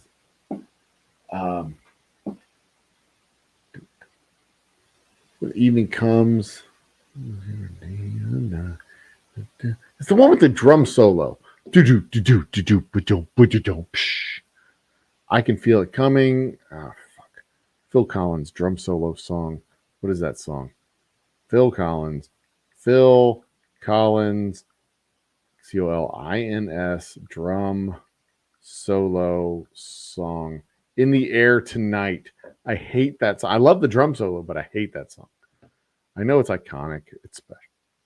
It's a special song, but I hate that song. Puts me to sleep. Absolutely puts me to sleep. Blueberry deep dish. Ugh, no. Blueberry. I don't even like blueberry muffins. Ugh. I'd rather have a chocolate chip muffin than a blueberry muffin. I hate blueberry muffins. And finally, lime juice or sweet and sour in your margarita. Me personally, I recognize the fact. That both are correct. Lime juice being the traditional drink, and sweet and sour being the more modern version of that drink. But for my money, if I'm buying it, I'm going with the sweet and sour over the lime juice because the sweet and sour is a superior margarita. So there you go. Now I really do want to dig into this Ram Nugent sum. I want to before I go, I want to look into this. I really do. Ram Nugent sum. I want to see if it's at least easy. Ram Nugent summation. Yeah, it's a technique invented by mathematician Srinivasa Ramanujan for assigning a value to divergent infinite series. All right, that's not just a quick explanation. There's a whole lot of shit in there to talk about. If you're unfamiliar with the series, Ramanujan summation after famous. All right, so speaking of infinity, one of the things that just fascinates me about infinities, I said that plural, they don't equal each other. Like the set of even numbers and the set of odd numbers equals each other. They're both infinite. They both equal each other. The set of prime numbers is infinite, but is smaller than the set of even numbers and the set of odd numbers. And the set of even numbers and set of odd numbers, while both being infinite, are smaller than, half as large as, the set of all whole numbers. And if you take the set of all whole numbers and go 1, 2, 1, 4, 2, 4, all the way out to infinity, that set of numbers would be larger than the set of numbers that would be just 1, 2, 3, 4, 5, 6, 7, all the way up. Because you're repeating numbers as you bounce back and forth between the set of numbers in this sequence of numbers that I said. You're repeating numbers. So if you have repeating numbers, you obviously have more numbers. Logically speaking, you'd have more numbers. But it'd be infinite, or just a larger set of infinite numbers. Fucked up, right? Right. It's all fucked up. I'm going to try something real quick. Don't go anywhere. Hold on. Try something. See if.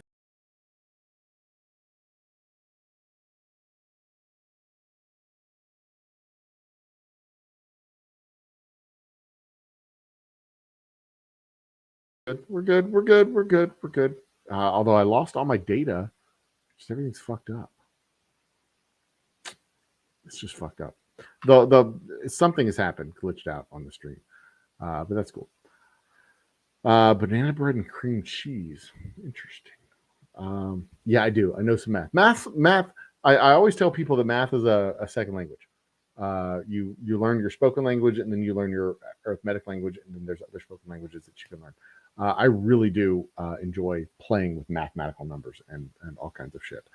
It cracks me up. I thoroughly enjoy it. And I got into it the other day with a dude who was saying, like, they were talking about 999 repeating, how it equals 1.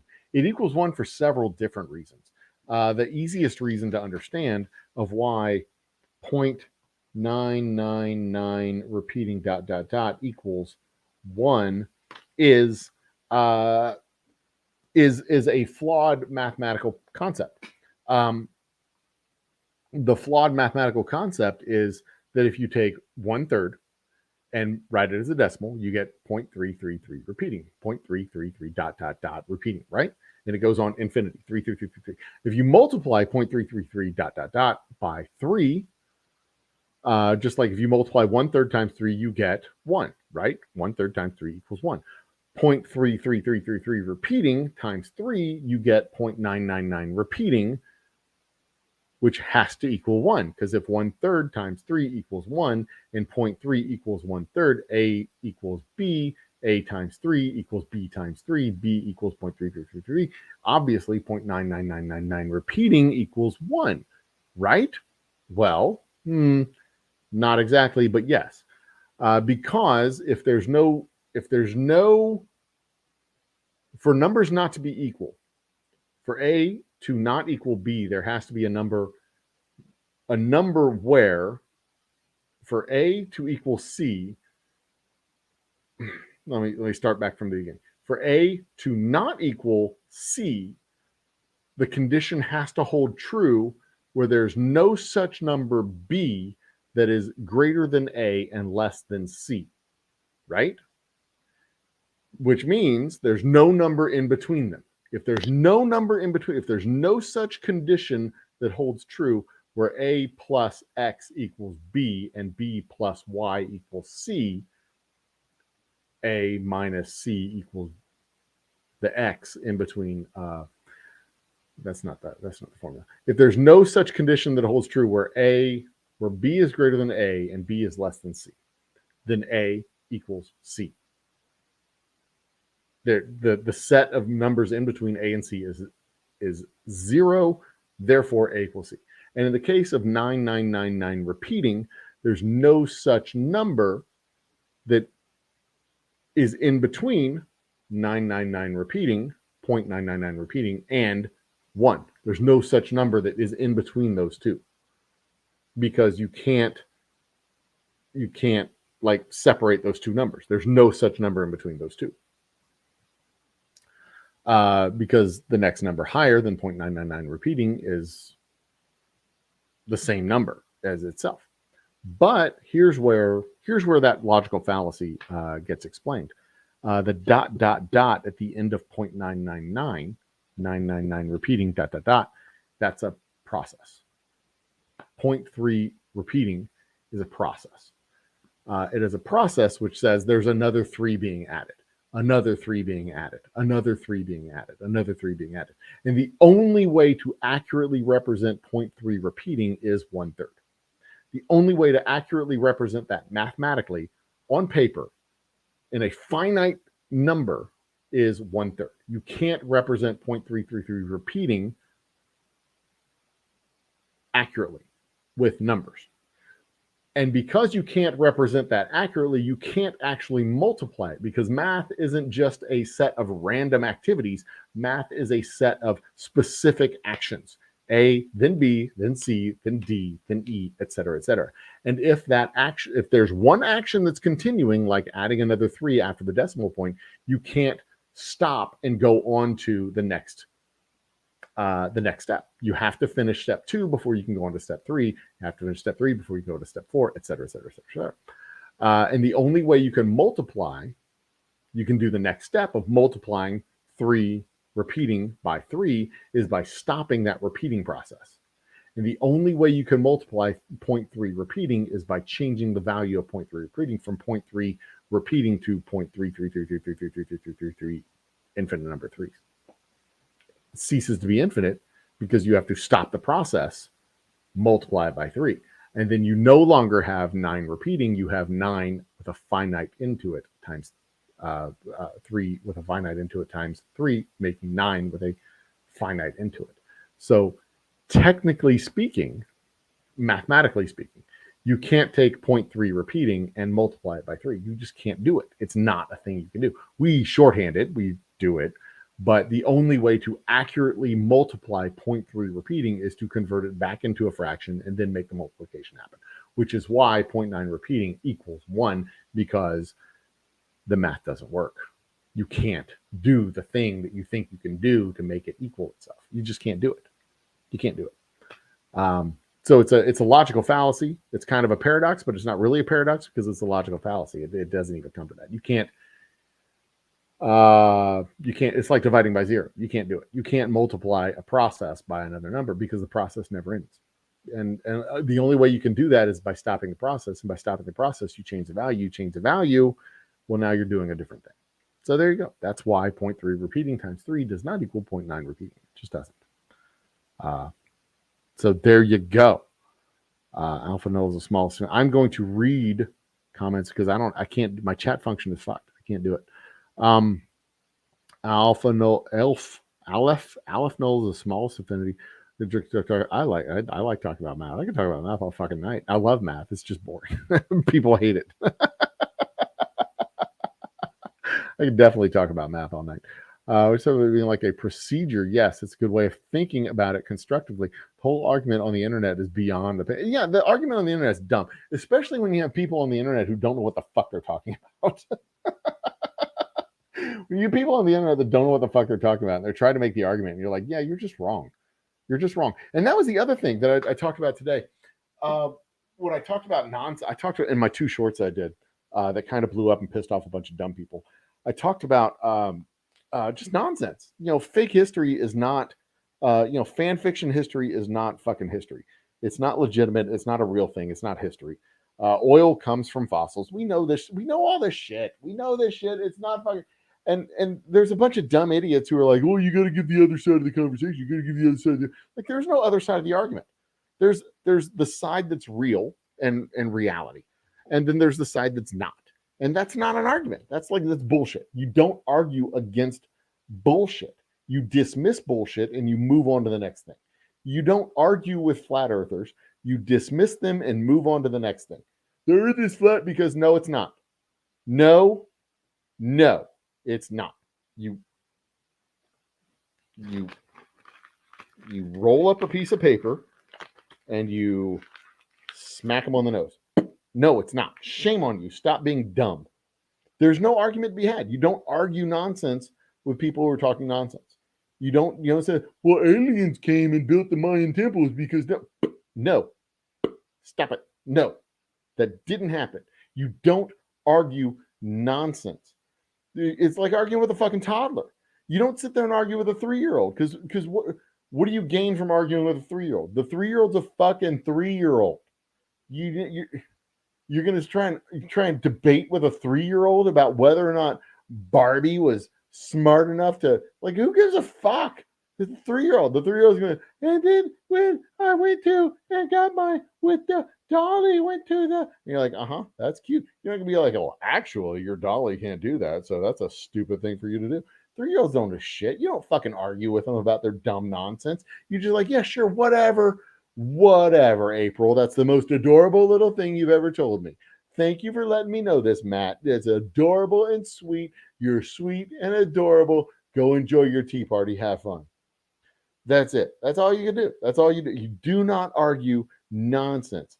You're playing chess with a pigeon. They'll knock over all the fucking pieces, shit on the chessboard, and strut around like they did something. And what are you going to do? It's your own fucking fault for playing chess with a goddamn pigeon to begin with. Don't do that shit. There's no fucking arguing with idiots who just insist that aliens built the pyramids. No, they didn't.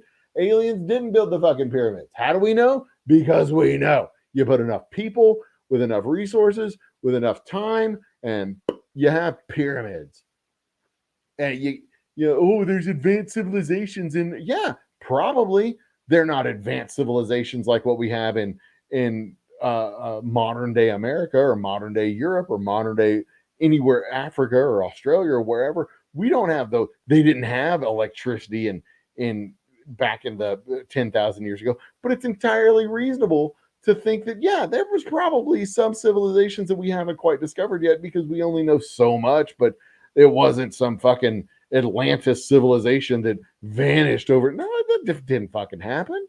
That didn't happen. We know that there were people in America 25,000 years ago, probably 50,000 years ago, probably longer than that, which means that there were definitely some kind of advanced civilization, non-agrarian or non-nomadic civilizations in Asia 50,000 years ago. That's not hard to believe. But that doesn't mean it was aliens. That doesn't mean it's some gleaming city on a hill nonsensical bullshit. We don't have to believe bullshit in order to believe that there are things we don't know. We can absolutely understand that there are things we don't know and that there are left to discover without just going, oh, it must be aliens. must be some advanced civilization that just giants that no. Well, what's your counter argument? My counter argument is that it's bullshit. That is bullshit. And you have absolutely no fucking evidence for your fucking bullshit. So shut up. Shut all the way up. All the way. Bye-bye. You don't argue with bullshit. You do not argue with bullshit. And that's these fucking people talking about their 0.999 crap and how it doesn't equal one. How can it possibly? They're two different things. Yeah, they are two different things. And the logical fallacy is that 0.999 repeating is not the same as multiplying 3 times 3 for repeating. It's not the same. It's not the same. You started from an incorrect premise. And that is your counter argument, and you are done. We are not arguing this bullshit. Go away. Bye. And that goes for all the other stuff too. Venezuela hacked into Italy's military thing, and they got the satellite, and they did no, that is nonsense, bullshit. The argument is no, go away. That's it. That's the argument. No, go away. That's it. What's the counter argument? What's the counterclaim? The counterclaim is no, bullshit. Go away. Bye. That is definitely 99% of the cure for internet mental health, bad mental health caused by the internet mental health syndrome, whatever the fuck shit they call it these days. The cure for it is 100% just sitting back going, no, that's bullshit. We don't have to get Kyle Rittenhouse is an American hero. No, he's not. Shut up. That's nonsense. That's bullshit. I'm not going to have this argument. No, let's talk about the Cowboys. Let's talk about something that's a debatable point about whether or not the Cowboys are a legitimate playoff team, whether or not the Texans are going to shit the bed in the draft, whether or not the Astros are the greatest franchise, the greatest modern franchise in the 21st century, or if you're wrong. We can talk about whether or not whiskey is God's gift to mankind, or if you just don't like life. Yeah, I mean, we could talk about all kinds of debatable topics like that, but absolutely not debate topics which aren't debatable. We're not going to debate whether or not the earth is round.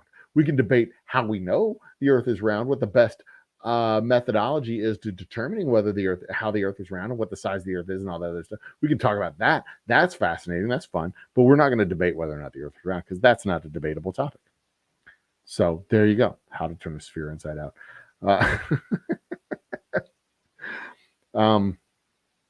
Yeah, we scared everyone away, but it's also really late. It's super duper late. And it's 2:00. I was going to wrap this up at 1:00, but it's time to wrap it up. It really is. But yeah, and you know, most of my shorts are reaction videos. So I like scroll through the shorts and I see something. This is fun to react to. I'll finish it up. I go, oh my God. This is stupid. Why do y'all believe stupid nonsense? So, you know, Occam's razor. That's perfectly like, if you have enough people and enough time and enough resources to throw at a problem, you can solve the problem. And oh my God, there were multiple places all around the world pre-contact that had the same ideas of, like, they weren't pre-contact. Like, indigenous American peoples were not pre-contact with people in Asia or people in Africa. They came from the same fucking people. They came from the same people. They told the same stories. They had the same imagery. They had the same brains. They had the same biology. They had the same physiology. They were the same fucking people. Separated by hundreds of years, separated by thousands of years, whatever. But they told the same goddamn stories. They passed down the same goddamn stories. They passed down the same knowledge and information and ability to process this information. So it's absolutely no wonder whatsoever that if you're looking at a mountain in Africa and you're like, wow, mountains are fucking amazing. You can also look at a mountain in Asia and look at a mountain in South America and look at a mountain in North America and go, wow, that's fucking amazing. And if you're going to stack a bunch of rocks on top of each other, guess what? The most efficient way to stack rocks on top of each other is in a pile that looks like a pyramid. So it's not at all surprising that if you're going to stack a bunch of rocks together in different parts of the world, they're going to end up looking like pyramids. This is It doesn't have to be aliens. It doesn't have to be some magical communication device that they can talk across the world, like cell phones, like we have now. They didn't have that back then, but they all came from the same people. They all passed the same stories down for hundreds and thousands of years, because the only way you pass the story down is by telling the story and continuously telling the story. And if you got no other things to do, guess what you're going to do? Sing songs and tell stories. That's it. That's all you're going to do. What do you do when you're sitting in a deer blind for 9 hours a day waiting for some mammoths to run across? You tell stories. You talk about stories. You talk about the sky gods and the lesser lights and the minor lights and all the other shit. This isn't hard to comprehend. This isn't some fanciful nonsense. This is like legit, like how civilizations form. This is how societies form. This is what we used to do. This is what we still do. We just don't recognize that we do it because it's not as obvious as it used to be. So anyway, it's time for me to go to bed. It is. What's the next Houston Oilers game? Oh, you want to cut deep, don't you? All right, legit though. It's time for me to go to bed. Tomorrow night, we're talking about, what are we talking about tomorrow night on the happy hour? Tomorrow night is Wednesday night, happy hour Wednesday night. We're talking about the next great superpower. Who's it going to be? Who's it going to be? Why is it going to be? Where's it going to be? What's it going to be? The answer might surprise you. It probably won't. If you know me, you know the answer won't fucking surprise you. But yeah, we'll talk about it. I mean, a spoiler alert, it's not China. Anyway, I got the hiccups all of a sudden. Cheers, everybody. Have a great night. Oh, I gotta have some water.